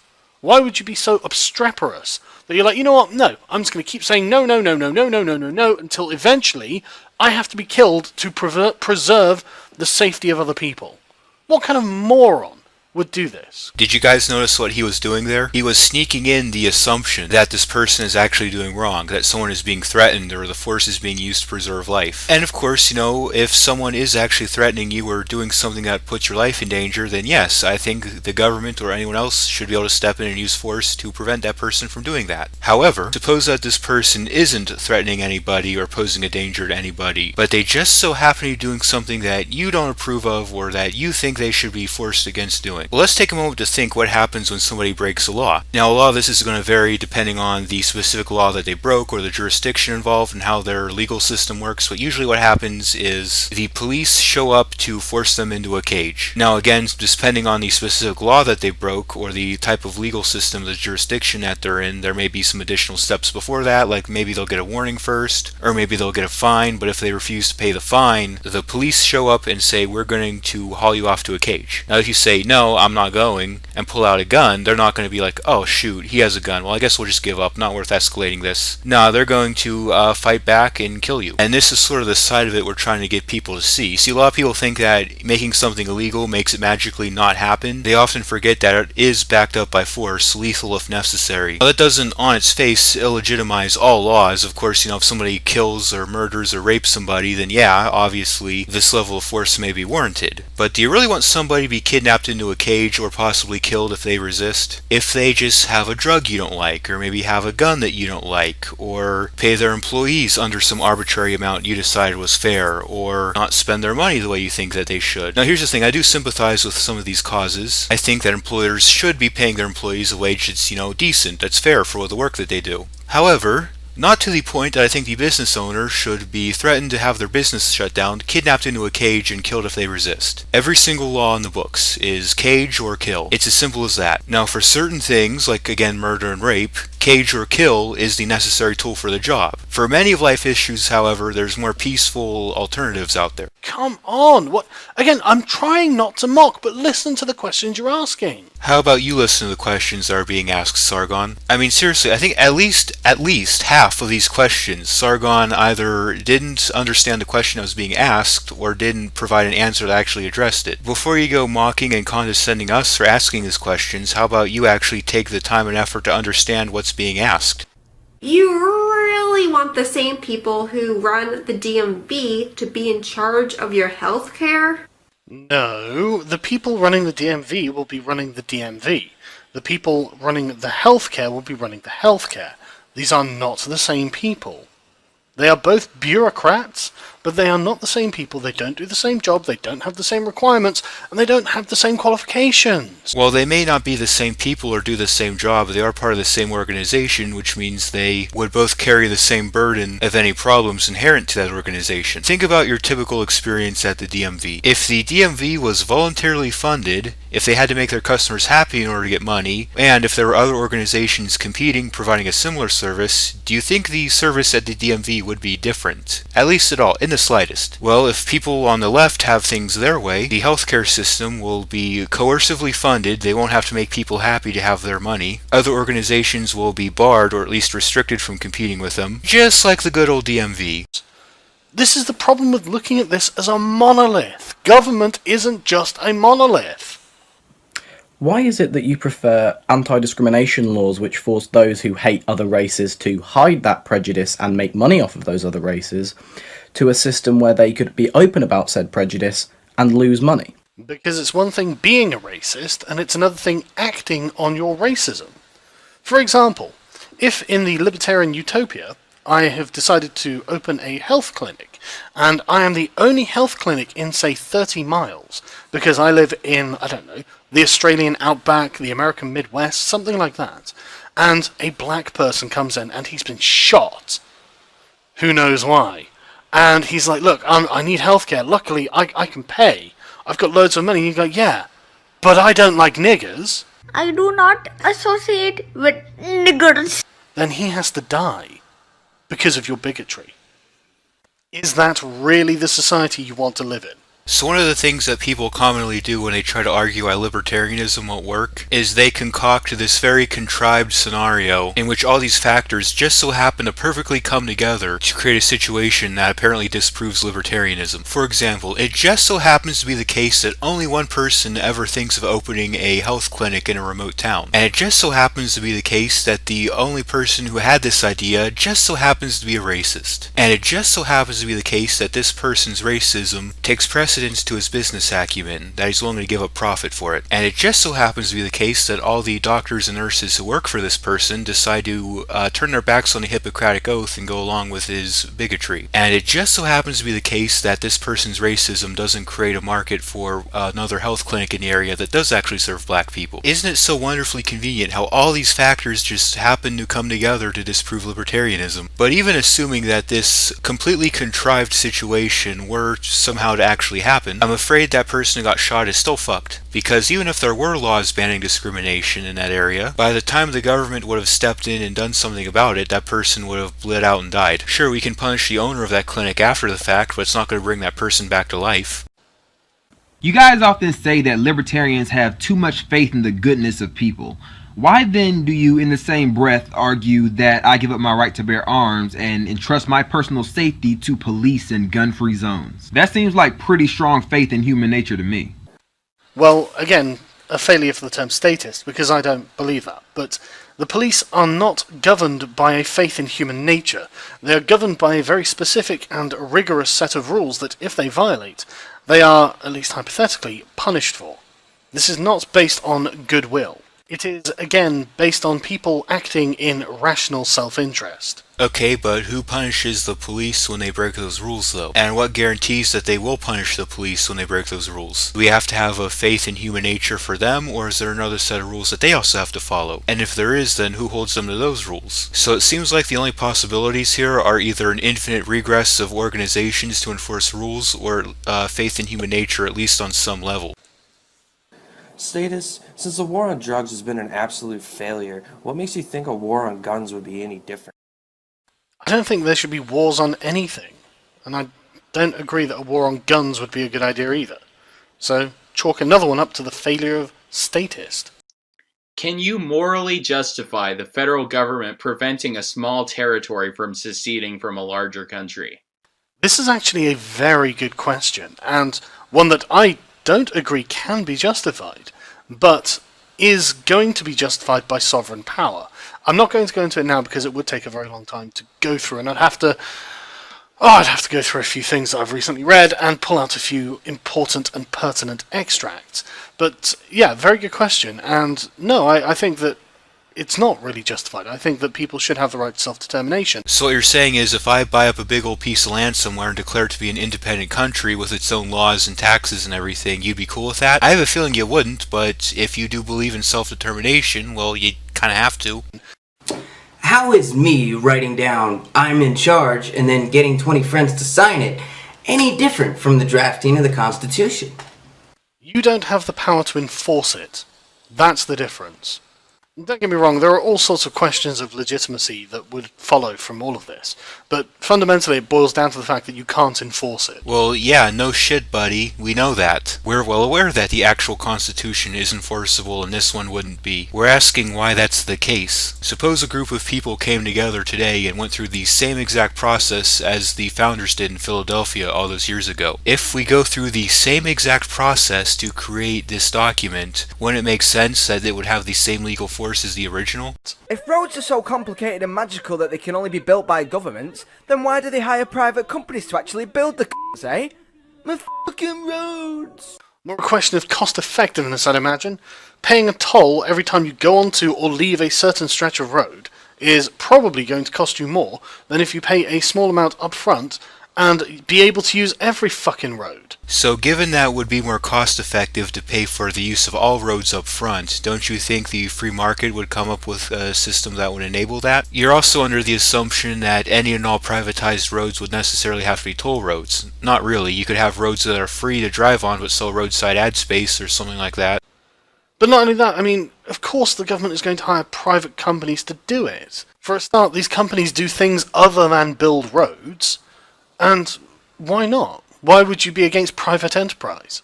They're not against private enterprise. Actually, it's quite the opposite. They want to go full privatized. You see, an overwhelming majority of DOTs out there do contract out of the private sector to have roads built and maintained. The essence of the question is, why not just cut out the middleman and pay them directly? As a matter of fact, this isn't just with roads. There's a lot of instances where a service provided by the government is actually contracted out of the private sector. Again, we could usually just cut out the middleman and pay them directly. Why is every logical explanation we provide about how something will work just pure speculation, while any doomsday scenario you pull out of your ass about anarchism is absolute truth? You're not going to like this. You're not going to like this at all. Your logical explanations are shit. That's why. Oh, you mean like how the answers you've been giving to these questions are shit? If I had to guess off the top of my head, I'd say at least 3/4 of these questions you either didn't understand what was being asked, or you gave an answer that didn't address it. I'm going to give it to you straight. The logical explanations you propose are flawed. Deeply, deeply flawed. And the things that we're pointing out are the flaws in your logic. That's why. I know you're going to be upset. I know you're going to be upset by that. And I'm not trying to upset you. I'm really not. But you guys don't seem to listen. I've had lots of conversations with libertarians, and they never seem to understand why these things won't work. Everything you say is utopian. Absurdly utopian. Well, it shows how much you know about libertarianism. Libertarians are often against utopianism. We often criticize things like communism and socialism for being unrealistic. Now explain to me how what you're advocating isn't utopian. An organization that's guaranteed funding with a monopoly on force will do the right thing because we get to write somebody's name on a piece of paper. Sounds pretty fucking utopian to me. And would never actually pan out in reality. And there's normally a historical precedent we can point to prove the point. You know, I've debated a lot of left-wingers, both here on YouTube and various other platforms, and one common strategy they use in their argumentation is to make the claim that there's never been a free market in America or anywhere in the world, and from this extrapolate that free markets don't work. What's interesting about this is they will, at the same time, look at historical examples of market failures and immediately blame the free market that apparently doesn't exist. Well, which is it, guys? Is it the case that we've never had free markets because they don't work, or is it the case that all these failures were the fault of the free market? Because you can't have both. And a lot of these so-called historical examples that Sargon's referring to, that people point to try and disprove libertarianism, more often than not, the problem was actually caused by government. Think of all the big examples of libertarian failures that the left tends to point out, like the banking crash of 2008, or Standard Oil, or thalidomide, or the Triangle Factory fire. Pretty much all the big examples that they point to of examples of libertarianism failing is actually government regulation causing problems. And this is also an example of the Texas sharpshooter fallacy, which is something I have discussed in previous videos. Basically, that's whenever someone only selectively interprets evidence that supports their conclusion and ignores all the evidence that doesn't. In this case, he's pointing to the historical precedent of libertarianism failing, but what about historical precedent of government failing? Or what about the historical precedent of libertarianism succeeding? What about the oil and beef industry reducing the amount of pollution they produce through innovation rather than regulation? What about companies like Underwriters Laboratories, which inspect products for safety, and have done so more accurately, efficiently, and cheaply than government regulators? What about private sector unions having the wages or working conditions improved where they work without the need for government intervention? You see, in the minds of people like Sargon, the only people who can do good are politicians, and the only people who can fuck up are ordinary people like you and me. Now, is the free market perfect? Well, of course not. Nobody's saying that if you cut government regulations on the market, nothing bad will ever happen. Yeah, of course there are flaws and imperfections and challenges involved with the free market. Of course we know that. But instead of pretending that everyone who's not a politician is a helpless idiot, how about we set people free to innovate around these challenges and imperfections? To say, look, this is where this has been done, and it failed, and what you're proposing is just going to leave out certain segments of the population, and you're not accounting for them. I mean, for example, in the perfect ANCAP society, what happens to the statists? They can start their own little micro-state. Suppose that we did have anarcho-capitalism, but some people thought the state or government was the best way of doing things. There's nothing stopping them from getting a big old piece of land and declaring it to be their own little micronation and saying, hey, if you guys want to live here, here are the laws you have to follow and the taxes you have to pay. As long as they're not forcing anyone to participate, I don't have a problem with it. Here's the thing about libertarianism. In libertarianism, there's really only one rule. Everything has to be voluntary. That's it. That's the only rule. And this sort of openness and flexibility lends itself to a feature of libertarianism that makes it unique from pretty much any other political ideology. And what I personally feel is the biggest strength of libertarianism over other ideologies, and that is, it's actually fairly accommodating of other political ideologies. If you're a communist or a socialist or collectivist, you can go start your own little commune or co-op. If you're a Marxist, you can start a business and have it run democratically by the workers. As long as you're not forcing anybody to participate who doesn't want to, nobody can do a thing to stop you. If Hobbes is correct, then people are just naturally, in a state of nature, going to gang together and create a state because it provides them with certain benefits that not being a lone individual in the wilderness is going to provide. What you're doing here is a false dichotomy fallacy. I mean, why are these the only two options? Either be a lone individual in the wilderness or be part of a state. I mean, I think you hit the nail on the head there when you said that being part of a society provides benefits that you don't get when you're just out fending for yourself. But if that's true, wouldn't people kind of just be willing to live together and cooperate? It seems to me if these benefits really are worthwhile, then there's no need to force people to. What are you going to do with those people? I mean, how are you even going to stop them from doing it? Well, I mean, if they're not forcing anyone to participate who doesn't want to, then there's no reason to stop them. But put simply, because your microstate would only be able to tax people by consent, there's no way it could possibly amass a military large enough to subjugate everybody. Honestly, nothing about, especially anarcho-capitalism, but again, libertarianism as well, it's not going to pan out. It's just not. It's so idealistic. That's not going to work. And I know, angry libertarianism, my roads. I'm sorry. Sorry to say it, but it's just not going to work. Should we at least be allowed to try? Because here's the thing, Sargon, at the end of the day, that's really all we're asking for. We're not even saying that the people who want government can't have it. Just let us libertarians opt out and form our own society. Instead of just vaguely surmising about whether or not libertarianism would work, why not give us a chance to see for ourselves and know for sure? After all, how can you really say for certain that libertarianism will never work if nobody gets to try it? How highly do you think of yourself that you think it's your right to impose your views on people you've never met and tell them it's good for them? Very. This is my life. It's the only one I have.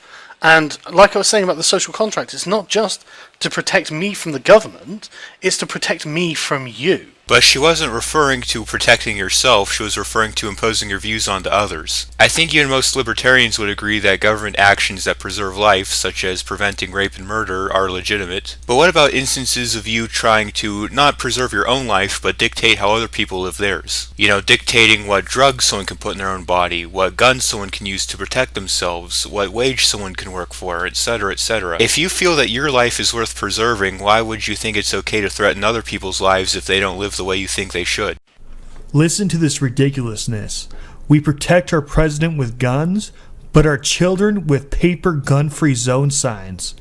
Well, what else are you going to protect your president with? And you also protect your children with guns. Not if liberals have things their way. Now, I'm not saying that all gun control advocates support this, but many of them do seem to be keen on the idea that the only thing protecting children is a sign that says, "No guns allowed, please." Like, anytime we suggest doing something that would actually make schools safer from school shootings, like, for example, arming teachers or giving firearms lessons, liberals always seem to be against it. If you had a school where every teacher and staff member was armed, there were armed security guards patrolling the campus, and firearm self-defense was taught as part of the curriculum, I have a feeling that even the most deranged bastard would steer clear from that school. Congress has a 9% approval rating. Government can't even balance a budget. We are about to reach a $20 trillion debt. Social Security and Medicare and other socialist policies are unsustainable. The drug war kills more people than drugs itself. How can you say government is effective? God, that's a damning indictment of the Latvian government, isn't it? Oh wait, you're not talking about the Latvian government, you're talking about the American government. Well, I think that might be a bit of a special case, given that most countries don't have thriving libertarian movements, and America does. Well, let's see here. John Locke was British, Rousseau was French, Kant was German, Mises and Hayek were Austrian, Epicurus was Greek, Lao Tzu was Chinese. There have been libertarian movements and ideas and thinkers all over the world, not just in the United States. There isn't just government. There are many governments, and yours is one of them, and honestly appears to be one of the most corrupt and ineffective ones. And actually, in all fairness, the American government is flawed. It has its problems. I don't think anyone would disagree with that. But in terms of governments that are corrupt and ineffective, I think there's a lot worse out there. And yeah, you should do something about it. But arguing for the abolition of government isn't the answer. I agree. I don't think abolishing the government is the answer. But also, I don't think imposing government on the people who don't want it is the answer either. So, Sargon, I'm about to totally blow your mind. Are you ready? Here it goes. What if statists could go have their government, and anarchists could go opt out and not live under government, and now both people get what they want, and both people are happy? Yeah, statism and anarchism coexisting, both sides getting what they want and being happy. I know, did I just totally, blow your mind there, Sargon? Pfft.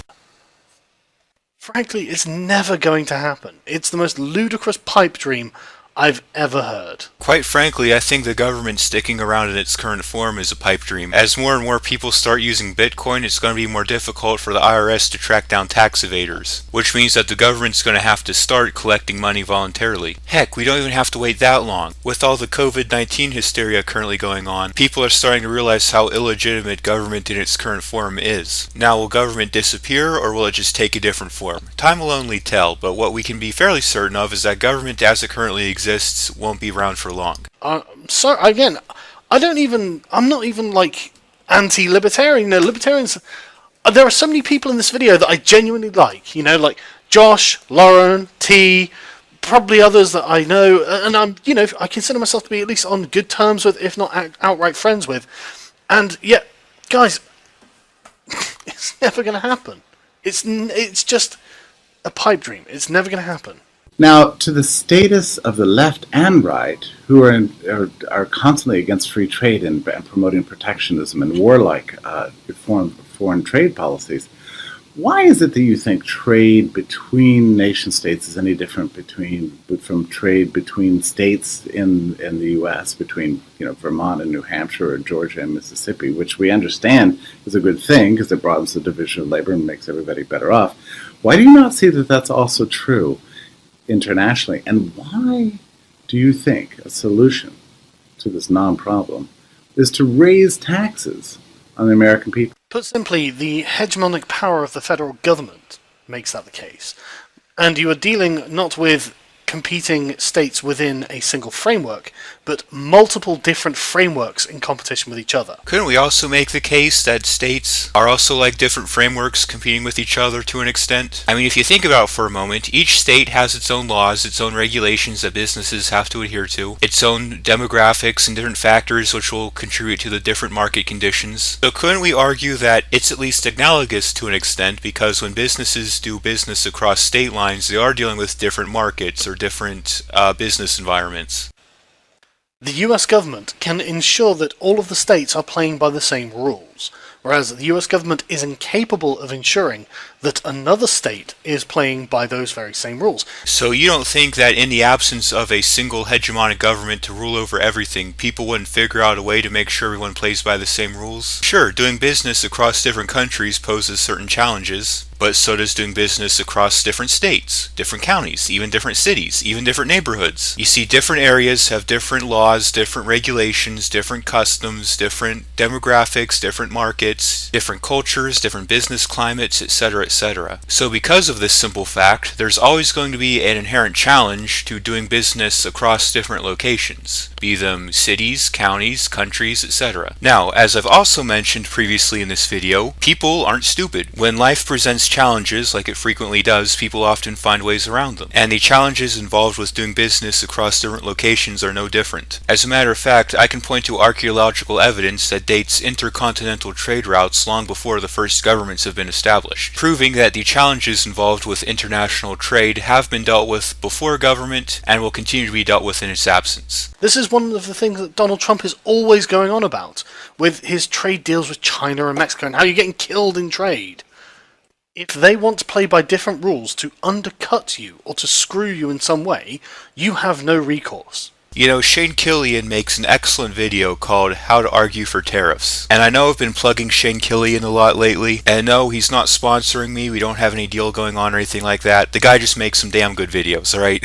Anyways, since Shane does have a degree in economics, which is probably more than this Sargon guy has, he makes a video going into detail explaining exactly why it is that tariffs actually hurt the country imposing them more than the country they're being imposed against. Let me repeat that just to make it clear.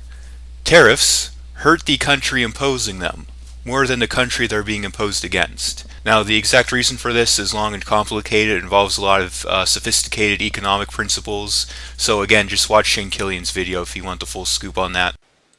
When an individual's moral conscience conflicts with the commands and rules of lawmakers and law enforcers, is an individual morally obligated to do what they believe to be wrong simply to obey the law?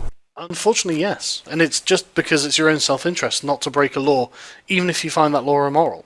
I know, it's terrible. He wasn't asking if it's in your own self-interest, he's asking if it's morally obligated. Yeah, of course someone might be inclined to do something immoral if the government demands it to avoid punishment. What we're asking is, would it be morally wrong for them not to do it? Saying, you should do this to avoid punishment, and you should do this because it's morally the right thing to do are two totally separate arguments. For example, a lot of businesses in the South chose to ignore the Jim Crow laws and serve black people anyway. They weren't supposed to, they were breaking the law, but many people would agree that there's nothing immoral about what they were doing. But the trick is to make sure that you have some form of control of your lawmakers, and that requires you being an active and involved populace. But what if we don't have any control over our lawmakers? Do you think the black people in Jim Crow South had any control over their lawmakers? Do you think the Jewish people in Nazi Germany had any control over their lawmakers? Do you think the people being hauled off to the gulags in the Soviet Union had any control over their lawmakers? And I can tell you, even here and now in America, we have next to no control over our lawmakers. They're all bought out by lobbyists. And unless you have any sort of money, power, or influence, there's jack all you can do about it. Here's the ultimate point to take away here, however, though. At the end of the day, the government's laws are just words on paper. That's it. They're not based on any actual morality. They're not even based on the will of the people. They're based on the opinions of politicians, or more accurately, people who support politicians. That's it. Somebody's arbitrary opinion backed by the force of a gun. That's all it is. Ultimately, I think people have a responsibility to behave morally and ethically, and if that means breaking one of the stupid politician decrees, then so be it.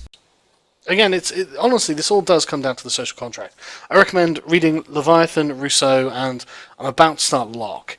And there are a few others as well, but I think these are probably the key ones, and already I can see why you guys are going wrong. I doubt you've read these things, have you?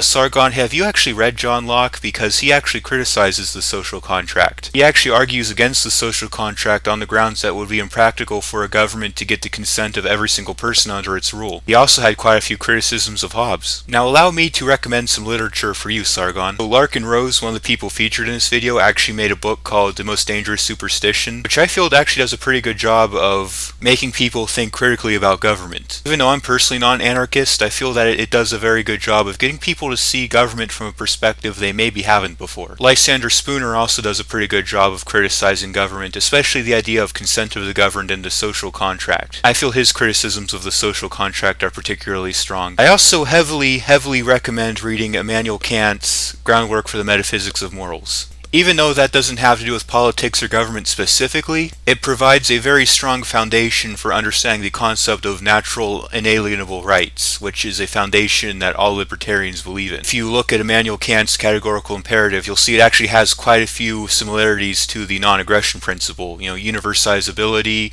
each person is an end in of themselves, not a means. I'd actually go as far as to say the categorical imperative is like a precursor to the non-aggression principle. It builds the foundational concepts that the NAP is based on. And that's why personally I feel that Kant is very underrated in the libertarian community. A lot of his principles are like foundational libertarianism, and barely anybody talks about them.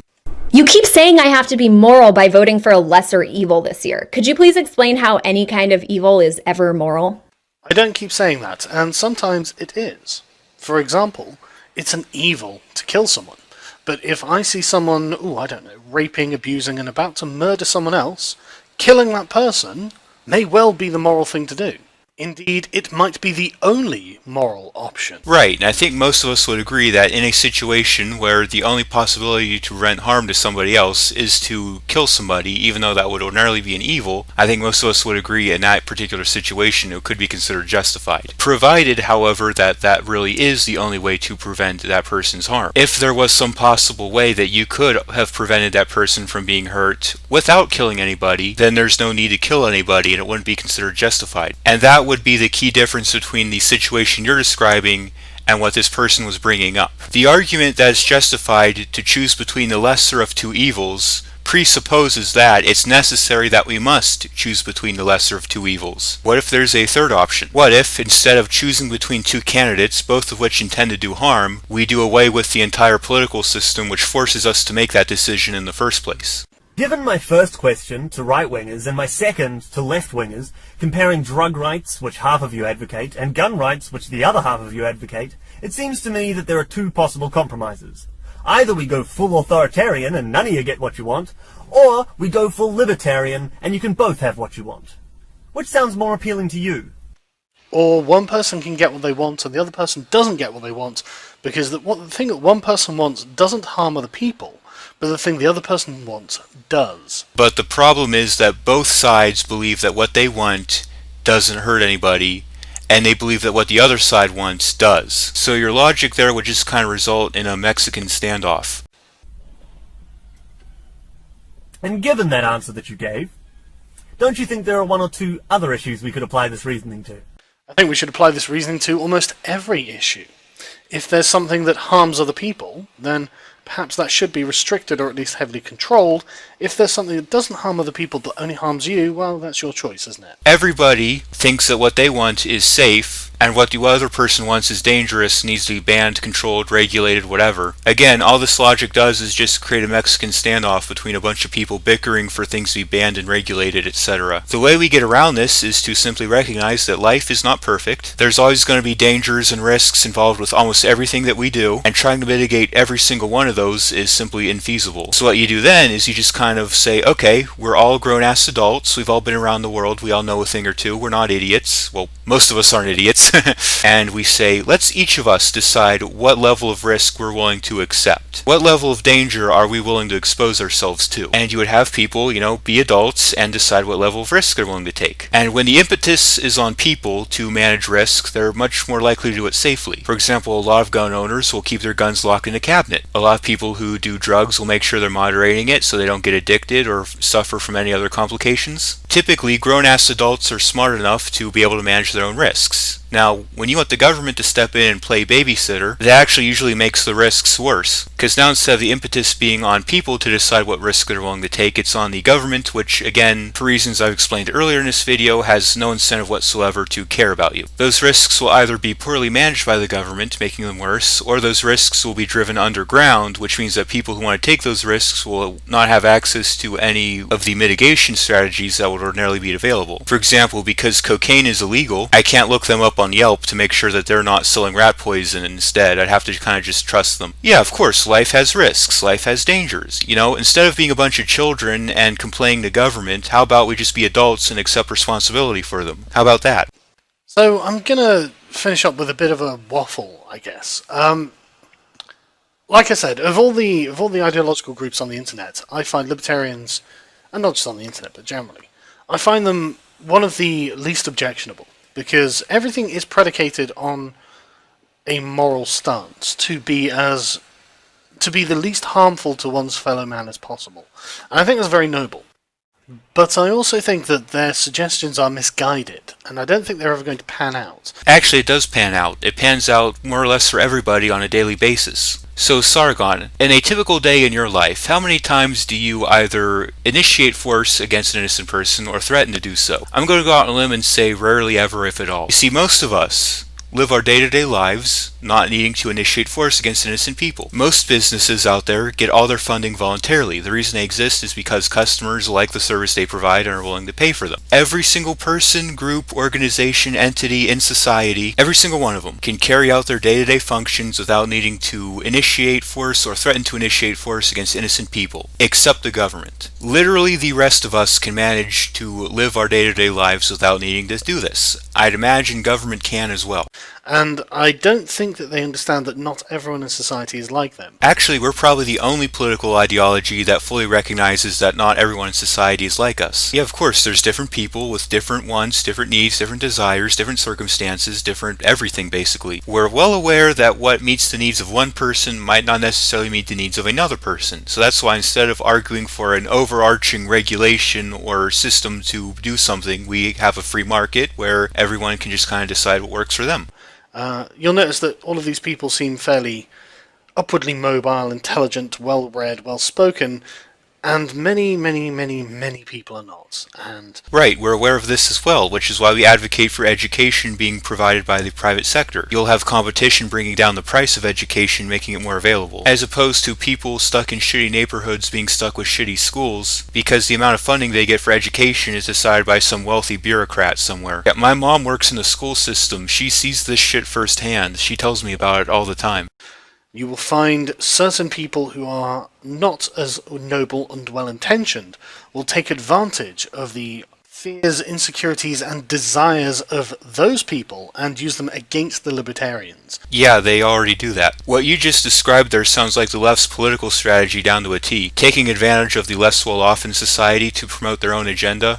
So, in many ways, it's for your own protection that we don't live in a libertarian society. But what about the protection of the less well-off people that you've mentioned before? You seem to take issue with people taking advantage of the less well-off in society for their own agenda, which I am against as well. It pisses me off to no end when I see leftist politicians do this. But you know what? Instead of just accepting that these people are weak and helpless and they have to suck on the tits of government, how about we support these people becoming independent? People often accuse libertarians of hating the poor, but in all honesty, by advocating for their independence, we probably humanize them more than anyone else.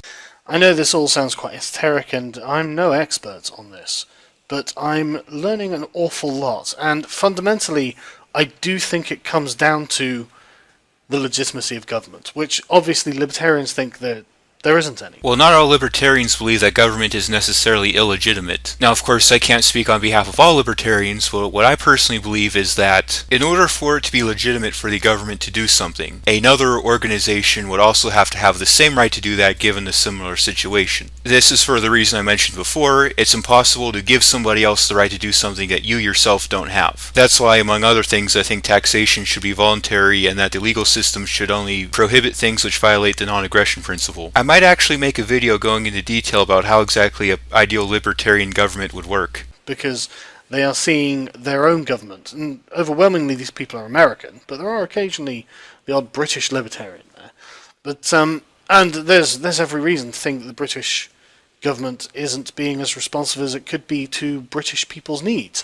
But the American government obviously isn't, and I think that libertarianism is a reaction to that. I take it you've never actually talked to a libertarian then, because a lot of them don't oppose specific types of governments or forms of governments, but a lot of them reject government as a concept. People in a video like Lark and Rose argue why government as a concept, any possible government you could ever have, must necessarily be illegitimate. Now that's not a point of view I necessarily agree with, but it does go to show that you're kind of oversimplifying exactly what it is the libertarian position is. And finally, libertarians, you have to stop talking about statists. I know, that sounds crazy, right?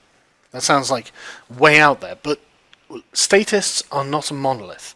You are not being specific when you talk about statists. Therefore, you're not really using any useful terms when you do it. I do agree that the term statist is a bit inaccurate insofar as it's describing what's being criticized in the video. For reasons I've explained previously, I think the word authoritarian is more accurate. But yet, Sargon, we are well aware that there are different kinds of statists. We're not arguing that every single statist is the same. There's a common thread, a common feature among all those different groups though, and that's what they're criticizing. That's the concept that the word statist is intended to convey. And aren't you kind of doing the same thing to libertarianism? I mean, just as there are many different groups that could fall under the category statist, there are also several different groups that could fall under the category libertarian. So aren't you kind of also treating our group as a monolith?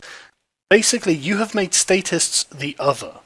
I mean, just look at the contempt that you guys have shown throughout this video. What contempt were they showing? I mean, most of the people appeared to me as polite and well-spoken, and even if they were showing a little bit of contempt, I can't necessarily say I blame them since they are addressing people who want to point a gun at them and tell them how to live. Just the way you've spoken. Like I was saying, I was having a real hard time not being a dick in this video. I really was. And just, not mocking. Because you guys have obvious contempt for those people that you think are statists. Well, Sargon, if I went to your house with a gun and basically said, hand over X amount of your paycheck every month or I'll hurt you, or try to boss you around and tell you how to live, I have a feeling you'd probably speak to me with some contempt in your voice. You've otherized them completely. And you don't even know who you're talking about. You couldn't even tell me what statist. I mean, you guys had to then start delineating between types of statists. Well, again, I mentioned this before, but some of the questions apply to all statists. Some questions only apply to certain statists. If a question applies to all statists, they would say, hey statists. If a question applies to a certain group within statism, they would specify that group. And what's funny about this is that earlier in this video, you kept accusing them of trying to lump all statists together. Now here you are admitting that they are specifying different groups of statists. Which is it, Sargon? If they are in fact targeting questions to specific groups of statists, then obviously they're not trying to lump all statists together. And it's just like, and again, nobody identifies as a statist. It's not something anyone's going to put their hand up to. Okay, if somebody says, I hate black people, but I don't identify as a racist, are they still a racist? So you're otherizing these people, and honestly, it does come back to these cult behaviors that Diekman was saying about. As soon as you start thinking of yourself as morally superior, then you start thinking of other people necessarily as inferior. Well, of course we believe our ideas are morally superior and that other ideas are inferior. Everybody thinks that their ideas are morally superior and that others are inferior. If someone didn't believe that their idea was morally superior to another idea, they would start believing the other idea that they thought was morally superior. I mean, this is kind of a non sequitur. I'm not sure what point you're trying to get across here. People believe the ideas they believe because they think they're superior to other ideas. Yeah, no shit, Sherlock. Thanks. And it's not like we're just making the claim that our ideas are morally superior and leaving them at that. We're providing explanations of why that's the case. Are you even trying at this point, Sargon? And you start becoming a cult. You start finding yourself locked into these cult patterns of behavior, especially if you can place all of the blame on someone else. And you can. It's the government and the damn statists. You've got to knock it out. You've got to knock it off. You've got to stop this. This is becoming unhealthy. I'm genuinely serious. And I'm not trying to offend anyone. I swear to you, I'm not trying to be a dick. I'm not trying to condescend. I'm genuinely worried about the people who I know who are libertarians. Because I had this hangout with that guy T, and I saw him doing it. I saw him getting emotional about the government and status, and I was just like, dude, this isn't. This is not the right way to do it. So what, people aren't allowed to have emotional feelings towards what they're arguing? Now granted, if all he was doing was just getting emotional, if he was only appealing to sympathy, then Sargon might have a valid criticism here. But he was making arguments as well. You're allowed to be emotionally passionate about what you're arguing. What fun is it to argue stuff that people don't give a fuck about? Like I said, I'm not trying to be a dick. I'm genuinely trying to help. You're going to find yourself locked into your sort of small ideological community like the SJWs with misogynists and Black Lives Matter with racists and all this sort of stuff. Your statists are them to them. When they think of the white supremacy, you're thinking of government. When they're thinking of misogynists, you're thinking of statists. That's exactly the same thing. But there's something that libertarians have that these other groups you mentioned don't have, and that is an explanation as to why the label they're using is applicable. Those groups you've mentioned use words like misogynist and racist largely when it's not applicable, largely just to generate stigma against something that they don't like. A statist is anyone who thinks government should exist, and like I said before, you can be a libertarian and a statist. That's what I would consider myself to be.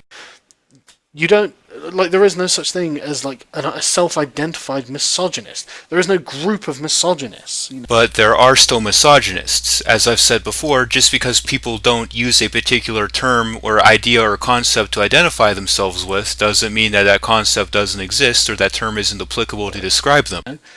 You've got to stop using the term statist. You've got to stop using the government as a scapegoat for everything you think is wrong in society. That's a straw man against libertarianism. Nobody thinks the government is literally the cause of everything that's wrong with society. We just argue that government isn't the solution to every single problem in society. And although I acknowledge that not every single problem out there is caused by government definitely does cause quite a few of them. Or if they don't cause it, at least they contribute to it. And this is something we can prove using copious amounts of historical data. So anyways, the rest of this video is pretty much just Sargon rambling on incoherently, so I'm going to go ahead and end the response here. So first things first, I do have to give Sargon credit. It seems like he does actually understand what libertarianism is, what some of our core concepts are, and some of the criticisms he does bring up are valid, and that's a lot more than can be said for a lot of people who criticize libertarianism, so credit where credit's due. But I think definitely the biggest problem with this video is that Sargon is simply not understanding the questions. I'm pretty sure at least half of the answers he gave to the questions didn't actually address what was being asked. Now, in all fairness to Sargon, since he's not a libertarian, he doesn't quite see the world through the same lens that we do, so maybe that's why he has a bit of a hard time understanding the questions, but some of his answers were just way off. Another huge problem with this video is his constant bickering about the word statist. Now, I can understand his issue with the word statist, I even sympathize with it a bit, I don't think it's entirely accurate, but he's just constantly bickering about it throughout the whole video, and eventually just comes across as whiny, like he's bitching and complaining about it. Like he could have just provided a brief explanation of why he feels the word statist is problematic and left it at that, because when you complain throughout the whole video, that's kind of wearing,